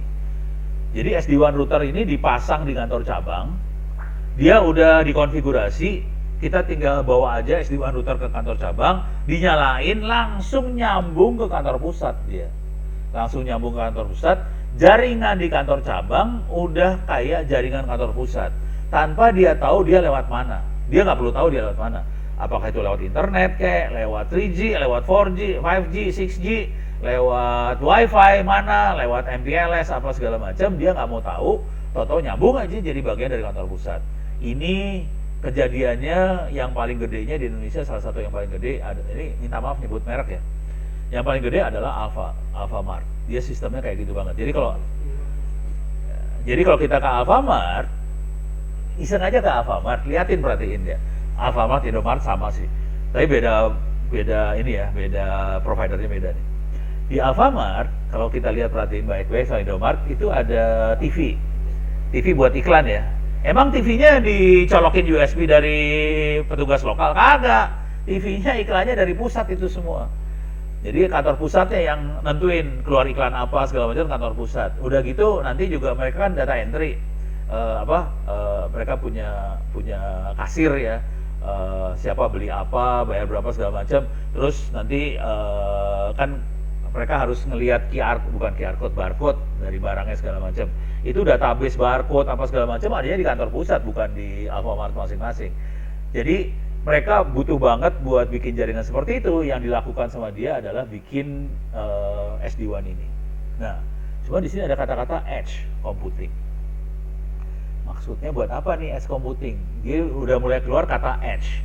Bayangin di router yang ada di Alfamart ini bukan cuma ada router sama kasirnya doang. dia pasang server di Alfamart yang itu. Nah, kalau udah mulai masangin server di dalam disambungin ke dalam Alfamart ini, itu yang namanya edge computing. Jadi tadi mana teh? Oh, nggak ada ya. Jadi cloud computing, edge computing, edge computer salah, edge computing. Jadi edge computing kayak gini. Oke. Ini ada cloud server, ada server cloud yang adanya di edge node. Nah, itu kuncinya. Edge node itu dibikin dari apa? Edge node itu dibikin dari router SD-WAN ini. Jadi SD-WAN ini dia bentuknya router, ada gambarnya tadi mana ini. Nah, bentuknya kayak gini. Oke. Ini banyak colokan LAN-nya.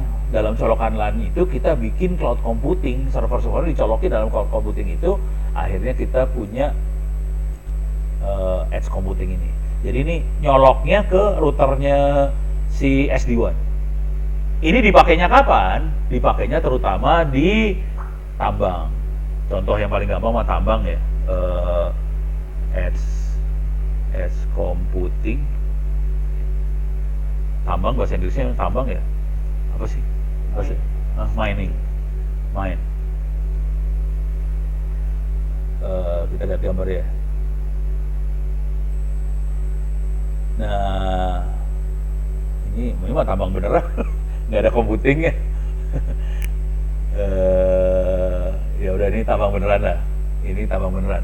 Jadi kira-kira gini, di pertambangan ini kayak ini ya, mobil-mobil kayak gini, terus juga mereka peralatan tambang, semuanya dalamnya banyak komputernya. Jadi peralatan tambang udah banyak komputernya, terutama bukan komputer buat ngitung ya, sensor, terutama sensor-sensor. Misalnya kalau di mobil-mobil gini dia ada sensornya, ini mobil gede kayak gini sensornya banyak dalamnya, jangan khawatir ya.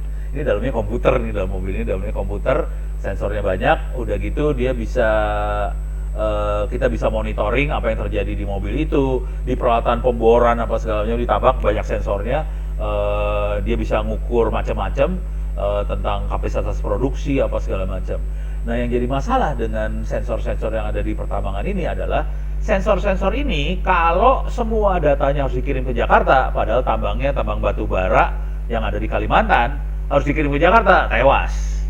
Jadi nggak mungkin kita bikin sistem supaya semua sensor-sensor tadi dikirim ke Jakarta, nanti baru dianalisa ke Jakarta. Jadi kalau Anda pernah ngobrol sama yang namanya SKK Migas misalnya, di Indonesia penguasa minyak teh SKK Migas. SKK Migas, ini Satuan Kerja Khusus Pelaksana Kegiatan Usaha Minyak dan Gas Bumi. Hulu Minyak dan Gas Bumi. Oke, SKK Migas. Mereka punya sistem buat monitoring semua tambang-tambang itu. Tapi bayangin, mereka harus ngirim datanya dari pemboran sampai ke SKK Migas. Nggak semua buat eksplorasi migas ini nggak semuanya punya. Kalau di hutan-hutan susah dapat sinyal, kan. Jadi kejadiannya waktu itu, ini yang ngobrol ke saya waktu itu teman-teman dari Telkomsel sih, ini jadi iklan banget ya, nggak apa-apa lah ya. Jadi teman-teman Telkomsel bilang waktu itu tambangnya makainya WiFi. Jadi supaya sensor-sensornya bisa ngirim data, mereka pakai WiFi. Cuman WiFi itu kan jumlah handphone atau jumlah alat yang bisa connect akses paling terbatas jumlahnya, paling belasan jumlahnya. Nah, padahal alat di pertambangan itu ratusan jumlahnya. Jadi dia harus pasang banyak WiFi di tambang itu. Nggak mungkin dia pasang WiFi di tambang itu. Yang dilakukan adalah dia pasang BTS seluler, akhirnya dari Telkomsel dia pasang BTS seluler, di bawah BTS-nya dipasangin server buat nangkepin data-data tadi. Jadi ada server ditaruh di BTS. Jadi itu yang namanya edge computing. Edge computing, kenapa dibilang edge computing? Soalnya servernya ada di ujung, di edge, di ujung, dan nggak perlu nyambung ke Jakarta.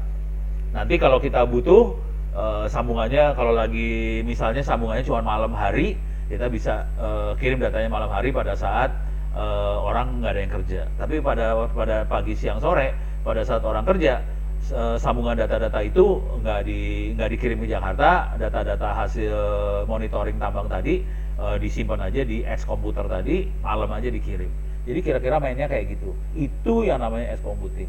Secara alat sih nggak beda jauh sama cloud computing sih, cuman alatnya ditaruhnya di pertambangan, di ini juga di rumah sakit juga ada yang pakai sih. Kemarin Komba yang akan pasang 5G di sini juga ngasih lihat di rumah sakit juga sistemnya kayak gitu juga, edge computing juga bisa. Oke, jadi bisa yang paling ekstrim paling kelihatan di tambang, di transportasi tidak di terminal bus.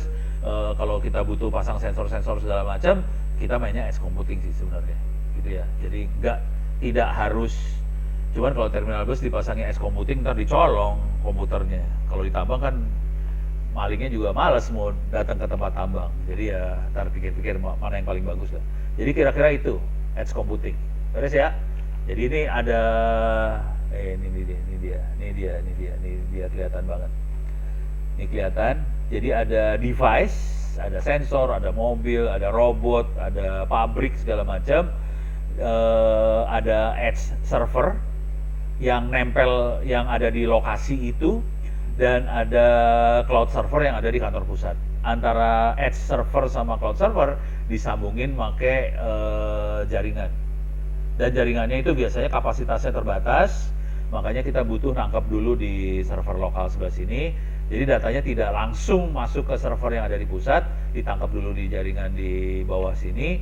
Nanti kalau udah malam baru datanya dikirim. Atau kalau kondisi sambungannya nggak terlalu bagus, pas bagus dikirim. Jadi bisa kayak gitu. Jadi nggak langsung real time dari lapangan sini langsung ke sebelah sana, tidak harus. Kita bisa nangkap dulu di sebelah sini, baru di edge computing itu, baru nanti kalau udah kalau dibutuhin sambungannya bagus baru dikirim. Jadi ini ada yang di tambang, ini ada di pabrik, di mobil, rumah sakit apa segala macam ada di sebelah sini. Oke. Ini paling kerasa nih kayak gini. Kalau rumah sakit contoh paling kerasa tuh antara rumah sakit sama Kemenkes gitu ya. Oh, ini ada pertanyaan. Untuk teknisnya, pertanyaan dari sebelah saya ini, Yopi. Yang nanya sebelah. Untuk teknisnya masing-masing klien harus terhubung dengan satu SD-WAN router atau gimana? Jadi teknisnya SD-WAN routernya ditaruhnya di kelurahan kecamatan. Jadi bukan klien. Di kelurahan kecamatannya bisa ada banyak klien. Gitu. Jadi kliennya bisa satu SD-WAN router bisa banyak klien. Kalau kasusnya di pertambangan, SD-WAN routernya ada SD-WAN routernya taruh di tambang-tambang, terus nanti sensor-sensor yang ada di lapangannya ngomongnya ke SD-WAN router tadi.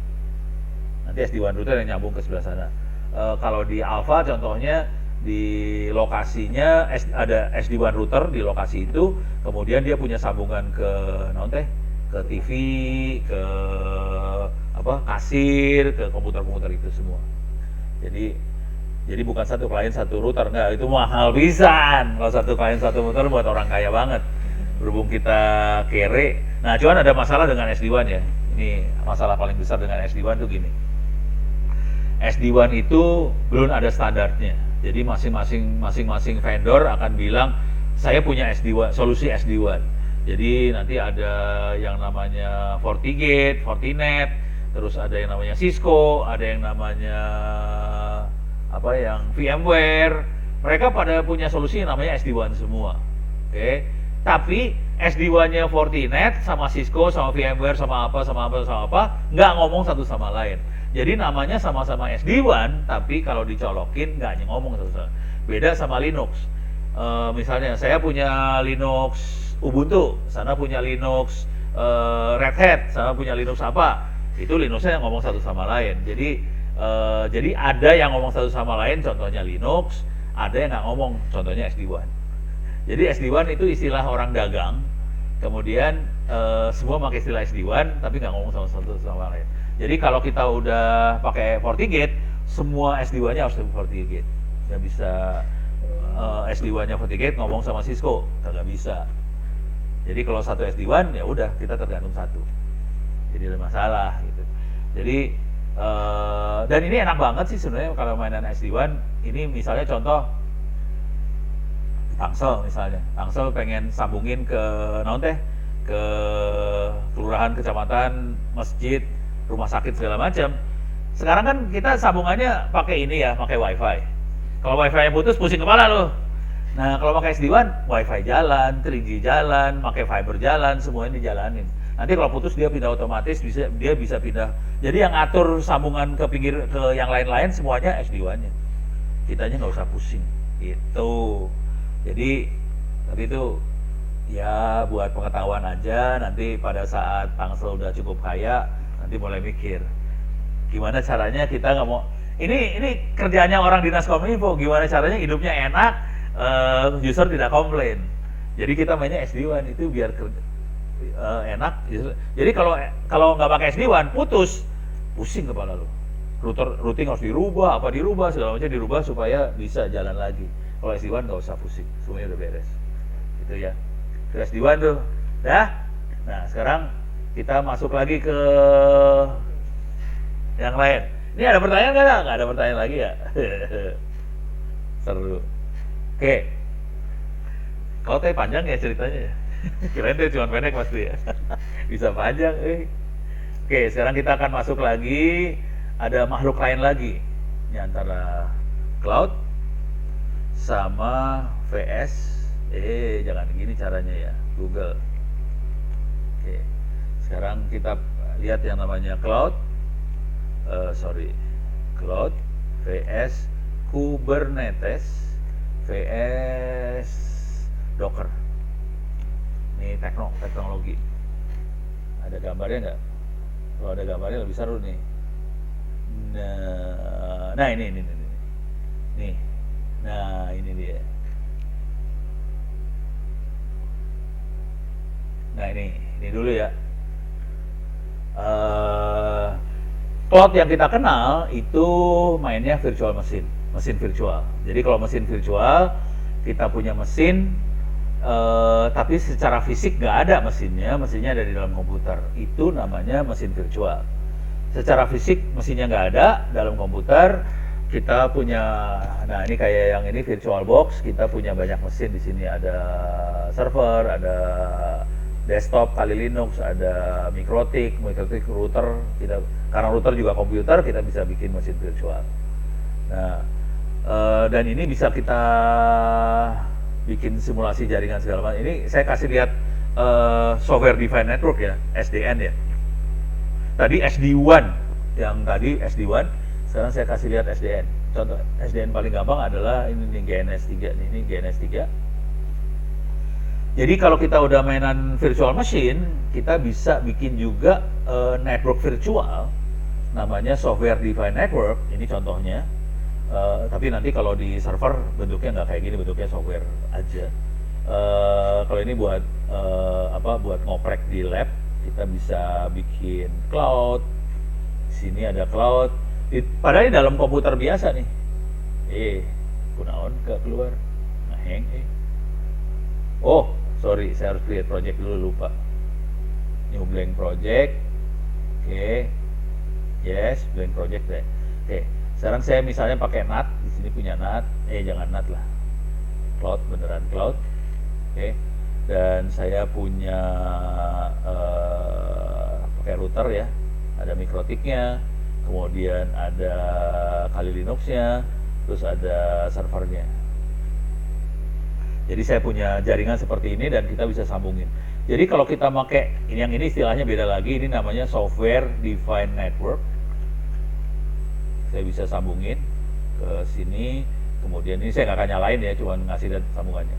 Jadi kalau kita mainan software defined network ini jaringan ada dalam komputer.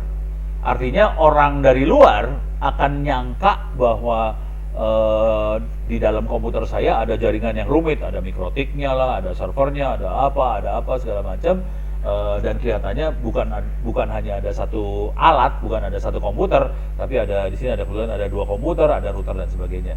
Orang dari luar bisa melihat seperti itu. Ini adalah software defined network, Oke, jadi network yang ada di dalam satu komputer. Jadi contoh yang paling real adalah misalnya di sini di Diskominfo Tangsel tadi mesinnya ada 100 sekian core. Oke, ada sekian core dikasih buat servernya punya dinas mana, sekian core kasih server punya dinas mana, terus ada berapa core dikasih buat kita punya router mikrotik dan sebagainya.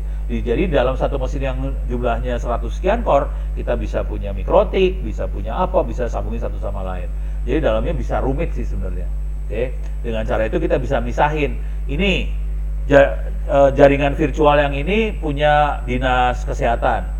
Virtual yang ini punya pendidikan, virtual yang ini punya siapa segala macam. Jadi kita bisa misah-misahin sih sebenarnya. Oke, jadi bisa jaringannya bisa rumit. Ilmu yang ini namanya software defined network. Nah, oke. Nah, ini buang. Sekarang ini saya tutup. Biar nggak terlalu berat, biar enteng saya tutup.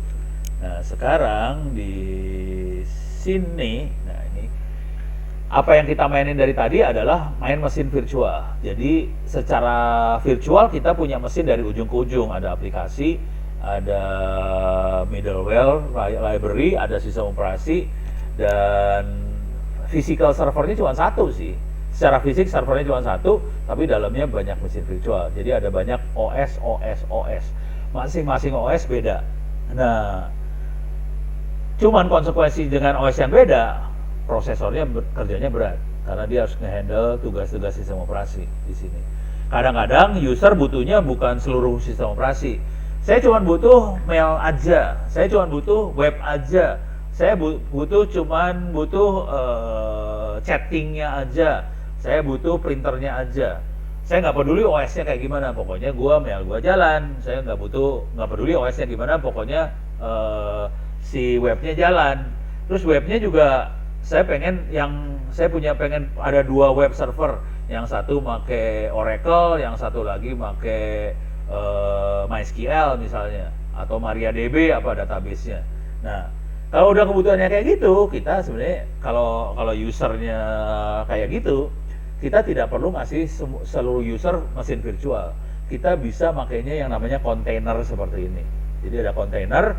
Di kontainer kalau kita perhatiin, kontainer kalau tadi mesin virtual, masing-masing mesin OS-nya beda-beda.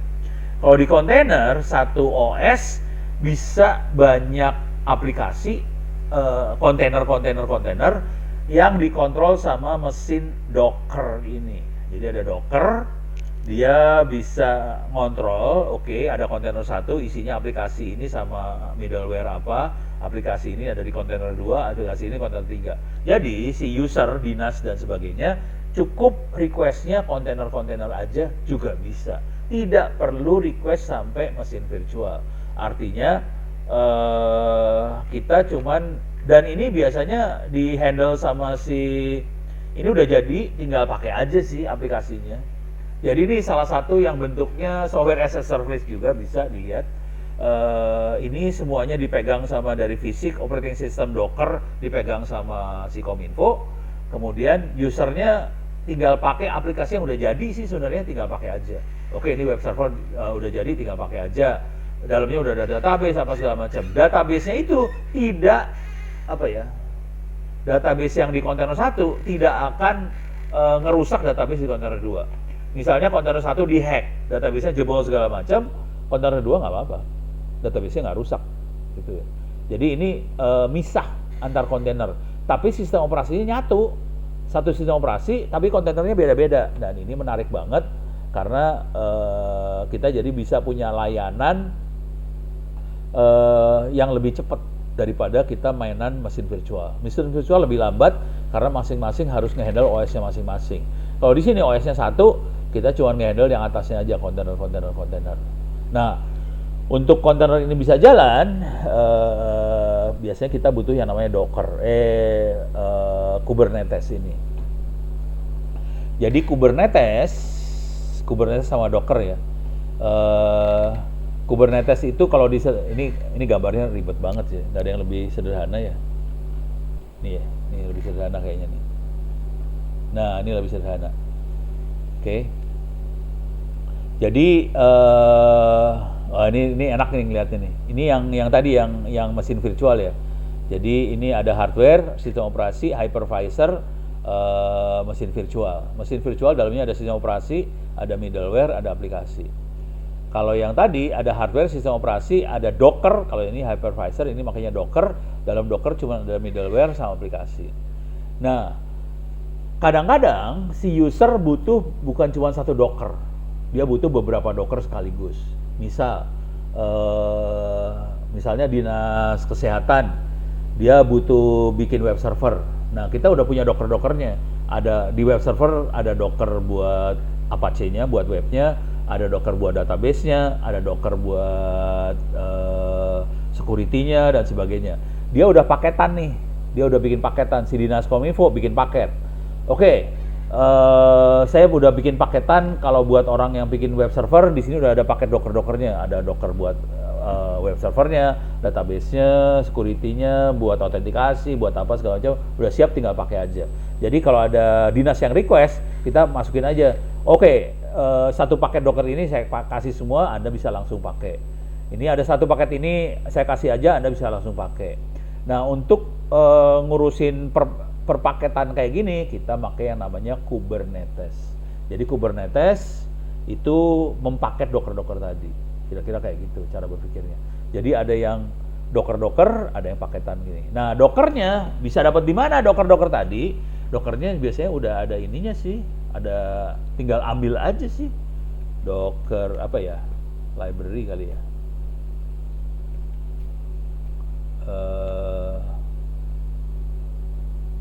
Nah, ini ada image library, ada Docker Hub Container image library, ini hub.docker.com. Jadi si Docker tadi udah jadi, tinggal dipakai, diambil aja sih sebenarnya. Jadi misalnya kita pengen cari Docker Apache.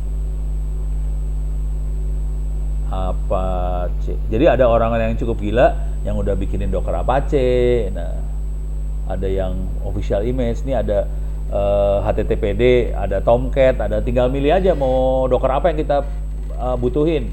Nih tinggal pilih-pilih, tinggal diambil-ambilin, nanti kita bikin paketnya dalam bentuk dari Kubernetes tadi. Jadi si Dockernya, si Dinas Kominfo nggak usah bikin juga sih sebenarnya. Jadi kita bisa ambil di docker.com, terus kita bikin paket. Oke, untuk layanan web kita harus paketin, ada Apache, ada database, ada apa segala macam, jadiin satu, kirim. Gitu. Jadi harus ada yang ngoprek-ngoprek kayak gini. Jadi ini cara berpikirnya beda banget dengan cloud. Tapi ini yang lebih performanya, tapi ini ada masalah sih sebenarnya. Jujur masalahnya adalah waktu dia bikin paket, kita nggak tahu cara dia bikin paket, itu yang jadi masalah. Jadi security-nya agak masalah dia. Kalau dari sisi enaknya, enakan ini kemana-mana. Enaknya ya. Jadi kalau kita pengen jalanin web server, kita kirim aja. Ini gua kasih HTTPD, udah langsung jalan aja. Ini kelihatan yang ngambil ada berapa juta. Minggu kemarin aja 4,8 juta, yang ini cuma 948 ini, yang ini Maven ada 1 juta. Jadi kita bisa lihat betapa ininya yang makainya. Ini web server. Oke. Jadi bentuknya paketan kayak gitu. Jadi ini yang kedepannya. Cuman jujur, kemarin ngobrol sama orang-orang Alfamart, kan saya nanya, kenapa kalian nggak pakai Docker, nggak pakai Kubernetes? Karena nggak ada orangnya di Alfamart, orangnya kebanyakan orang-orang ini di Alfamart. Alfamart makanya pakai SD-WAN ya. Jadi Alfamart pakai SD-WAN, dia ada edge computing, tapi dia pakai lebih suka makainya ini cloud. Dia tidak terlalu pro ke Docker sama Kubernetes. Jadi pas ditanyain kenapa kalian nggak pakai itu? Soalnya kan ini kan tetap harus ada orang yang pinter yang bisa ngeracik Docker ini jadi satu. Paketan Kubernetesnya seperti apa, harus ada orang yang ngeraciknya sih. Dan orangnya nggak ada. Jadi tekniknya adalah dia minta tolong Google untuk ngeracikin. Jadi jatuhnya lebih mahal daripada cloud. Jadi kalau argumentasinya orang Alfamart kemarin adalah yang kayak ginian lebih mahal, yang Docker dan Kubernetes lebih mahal daripada cloud. Gitu. Tapi kalau kita punya orang yang jago yang bisa bikin racikan kayak gini, itu lebih jatuhnya jadi lebih murah dan performanya lebih bagus daripada, secara performance ya, lebih bagus daripada si cloud. Cuman yang masalah dengan Docker dan Kubernetes tadi adalah kita nggak tahu cara bikin dalamnya kayak gimana. Kecuali kita bikin sendiri Dockernya. Kalau kita bikin sendiri Dockernya, kita tahu cara bikinnya gimana, nanti security-nya bisa kita atur. Kalau kita ambil yang dari sini, ya kita nggak tahu dalamnya seperti apa. Jadi akibatnya kita agak bermasalah di security ini biasanya. Nah ini perhatiin, kita bisa milih macam-macam ya. Ini si Dockernya mau ditaruh buat apa? ARM, ARM64, IBM, PowerPC, x86, x8664. Kalau saya klik x8664, dia nanti ngambil yang buat x8664 doang. Tapi web server aja ada 10.000. Buset, banyak banget dia. Puluhan ribu. Asli, main Docker enak banget sih. Kalau kita mau bikin apa, gampang sih kalau ini.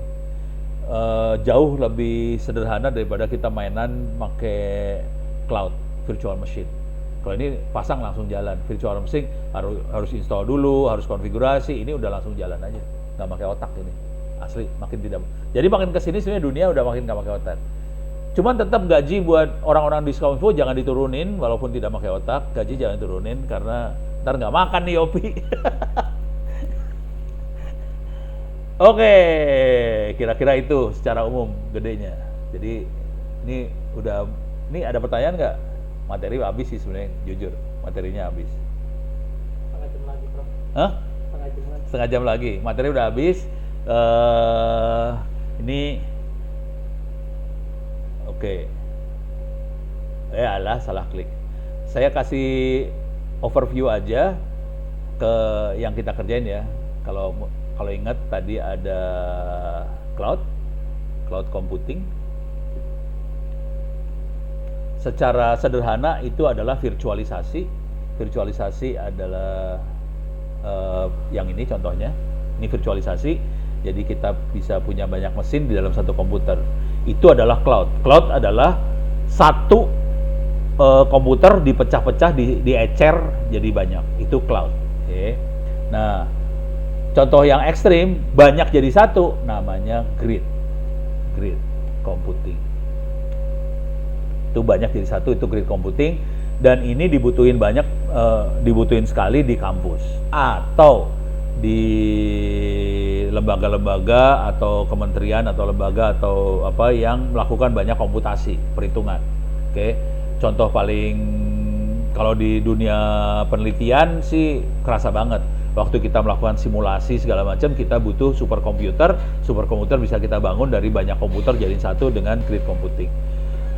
Softwarenya banyak tersedia, open source bentuknya, salah satunya adalah Rock Cluster, itu grid computing. Rock Cluster ya, saya kasih lihat aja. Rock Cluster. Ini rockcluster.org, free. Ini membuat banyak komputer jadi satu, bentuknya di grid computing. Kita udah pernah nyoba berapa waktu itu ya? Totalnya ada 16 sampai totalnya 16 kali 3 itu berapa? 32 tambah 16 itu 48 ya. 48 core. Ya kalau dilihat sama Kominfo semua diketawain 48 core, kayaknya bangga banget. Kominfo ini satu mesinnya 100 core. 100 sekian core, kita 48 core itu pakai 3 komputer server, kayaknya bangga banget waktu itu. Oke, ini kita waktu itu pakai Rock Cluster buat bikin grid computing dan kita pakai buat simulasi macam-macam sih. Oke, nah itu grid computing. Setelah itu kita punya yang namanya infrastructure as a service, platform as a service, sama software as a service. Software bisa macam-macam nanti ya. Software bisa database, as a service, apa segala macam. Jadi bentuknya kalau yang paling enak lihatnya yang di sini. Jadi ada yang on premise, itu betul-betul punya user, ada yang infrastruktur, sebagian dipegang Kominfo, sebagian sama user. Kalau platform hampir banyak yang Kominfo, user tinggal dikit aja. Software as a service kayaknya belum dikerjain di Kominfo ini. Kayaknya nggak tahu juga sih. Ini kerjanya bagus ya. Bagus yang mainan yang ini nih. Jadi mungkin bagus juga bikin kayak gituan, nggak tahu saya. Jadi ada infrastructure as a service, platform as a service, software as a service gitu. Dan ini adalah teknik dagangnya orang-orang ini. Oke. Nah kemudian mulai masuk ke edge computing. Ini terutama di pertambangan, di pabrik, segala macam edge computing, dan kemudian kita punya Kubernetes sama Docker. Docker, Kubernetes. Oke. Docker, Kubernetes dan sebagainya. Oh ini, ini lebih kelihatan lagi nih. Jadi tradisional kayak gini, ini yang cloud computing, kemudian kita punya kontainer tuh Docker, kemudian kita punya Kubernetes. Kubernetes tuh banyak Docker paketan, jadi bentuknya paketan kayak gitu ya. Jadi ujungnya seperti ini. Oke. Sekarang ini konsepnya dari sisi software.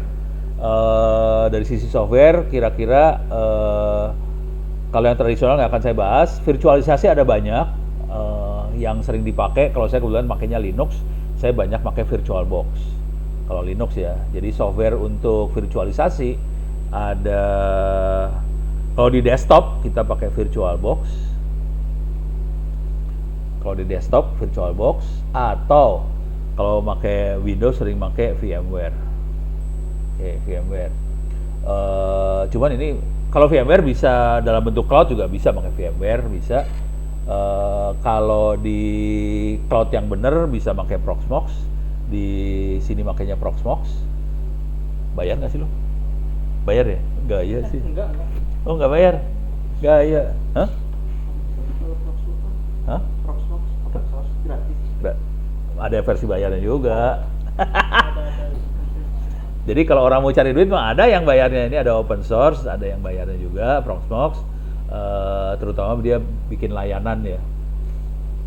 Terus satu lagi adalah OpenStack. Tadi yang ini yang pakai Kenceng Solusindo sama Cloud Kilat itu mainnya OpenStack belakangnya. Jadi rata-rata OpenStack, rata-rata yang ada di data centernya Indonesia, kayaknya setengahnya atau lebih dia makanya OpenStack sih. Ini yang lebih ini ya, lebih dahsyat banget. OpenStack itu yang bikin awalnya orang-orang di NASA sih sebenarnya. Jadi NASA yang bikin awalnya OpenStack buat nge-handle maintenance komputernya dia, terus dilepasin jadi open source, kemudian mulai diadopsi sama kita-kita yang ada di lapangan. Jadi kita banyak pakai OpenStack juga sih. Jadi ini open source cloud computing infrastruktur. Jadi jelas kelihatan bahwa dia adalah infrastructure as a service. Nah, kemudian kalau yang software as a service paling kerasa sama Google Maps yang Google bisa kemana-mana. Ada Firebase, Google yang paling ini mah Google banget lah. Low aja ya, Firebase. Contohnya Firebase kelihatan nih, firebase.google.com, kelihatan Google juga. Jadi ini layanan-layanan yang bisa, cuman baiknya orang-orang ini Google, Huawei dan sebagainya, kalau kita lagi developer, kita lagi belajar, kita lagi mahasiswa, seringkali kita bisa akses ini semua free, gratis. Jadi enak juga gratis buat developing. Tapi nanti kalau kita production, kita produksi, mulai pakai duit di sininya. Jadi Firebase dan teman-temannya pakai duit. Dan Google ini juga cukup gila, banyak yang di free-in sih.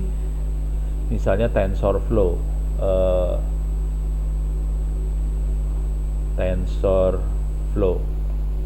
ini Google juga buat mainan data science. Ini Google, belakangnya Google. Ini dia kasih free. Jadi banyak yang free juga sih, kayak gini-ginian. Oke. Nah, kemudian Kubernetes itu yang buat manage si Docker. Bentar, Docker dulu ya, Docker.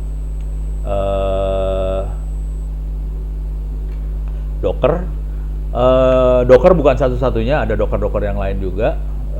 Cuman yang paling bekennya adalah si Docker ini. Docker intinya aplikasinya udah siap semua, udah satu paket. Kalau di run langsung jalan. Tidak kayak setup.exe-nya dari aplikasi yang ada di Windows ya. Kalau aplikasi Windows kan untuk jalanin aplikasi itu kita harus download terus kita install. Docker tidak perlu install. Jadi Docker kayak langsung jalan aja udah beres. semua yang dia butuhin buat jalan sudah siap dalam Docker itu.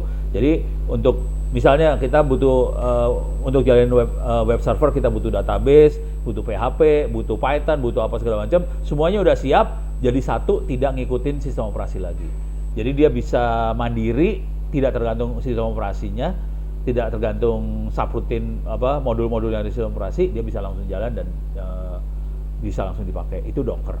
Jadi Docker kira-kira kayak gitu. Dan tadi ada hub-nya, hub docker.com. Kita tinggal ngambil aja, kalau kita butuh apa kita bisa ambil, atau kita bisa bikin sendiri si Dockernya. Dari aplikasi itu kita bisa bikin, terus kita bikin jadi Docker bisa, atau kita nyari dari hub. Kalau jujur, kalau saya biasanya nyari aja dari hub, males bikin. Nah, kemudian yang terakhirnya adalah Kubernetes.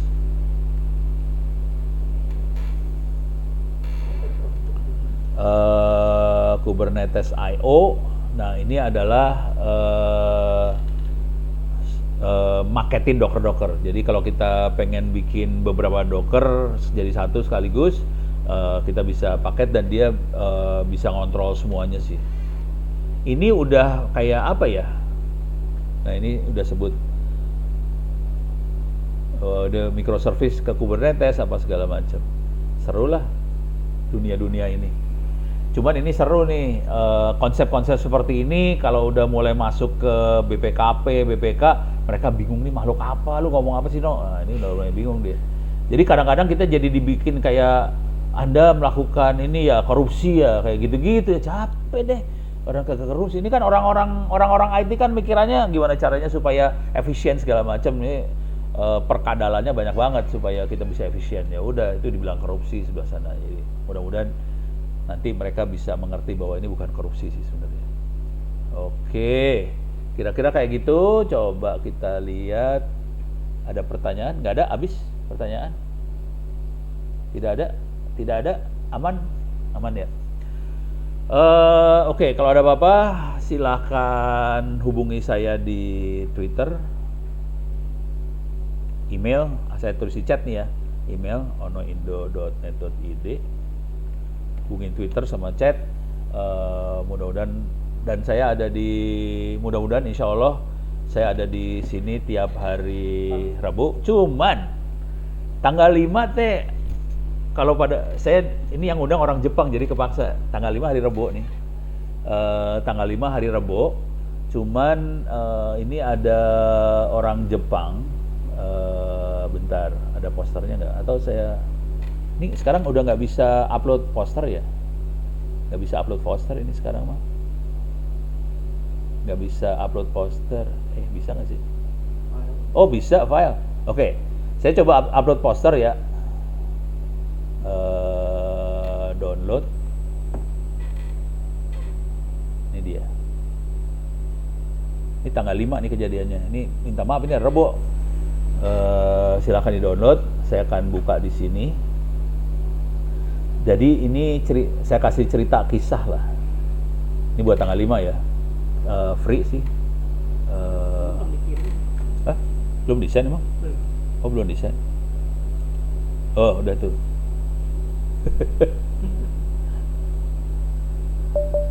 Ini saya buka di sini, mana dia? Ini dia. Ini saya buka aja di sini biar kelihatan lah. Jadi ini ceritanya internasional dari Jepang. Jadi minta maaf tanggal 5 saya jadi kepaksa rada mangkir dikit karena yang minta orang Jepang. Kalau yang orang Indonesia saya tolak biasanya. Gua ada kerjaan di Kominfo karena ini internasional. Udah gitu yang kasih keynote-nya orang Kominfo. Jadi orang BSSN sama Kominfo, jadi gue nggak enak nih. Ya udah. Karena yang minta Kominfo. Tapi kalau diperhatiin yang ngomong semuanya banyak orang luar nih ya. Ada Yuri Ito, namanya orang Jepang. Terus ada Lu Rongchen, orang Cina mainland. Yuri Ito, tapi yang lainnya timnya orang Jepang semua sih, banyaknya orang Jepang. Jadi ini nanti acaranya di Central Senayan. Ini urusannya cyber security. Bagaimana kita ngevaluasi cyber security sebuah institusi atau lembaga atau kota atau kabupaten atau negara, gimana ngevaluasinya gitu. Tapi nanti akan di streaming juga lewat Zoom, jadi silakan register. bisa ikut sama Zoom-nya mereka, bisa direkam segala macam. Ini buat pengetahuan oke banget karena yang ngomong dari internasional dan ini mau bukan di apa ya, di kita di Asia Pasifik mereka kerjainnya di Indonesia. Jadi Indonesia jadi tuan rumah banget sih. Itu ceritanya. Ini Pak Boni sama Pak ini Inspektorat Jenderal, Irjen Polisi gitu. Tapi jujur orang-orang ini tadinya mikirnya Indonesia untuk cyber security yang megang Kominfo. Jadi ada Kominfonya di sini. Padahal megang security kan yang megang BSSN ya.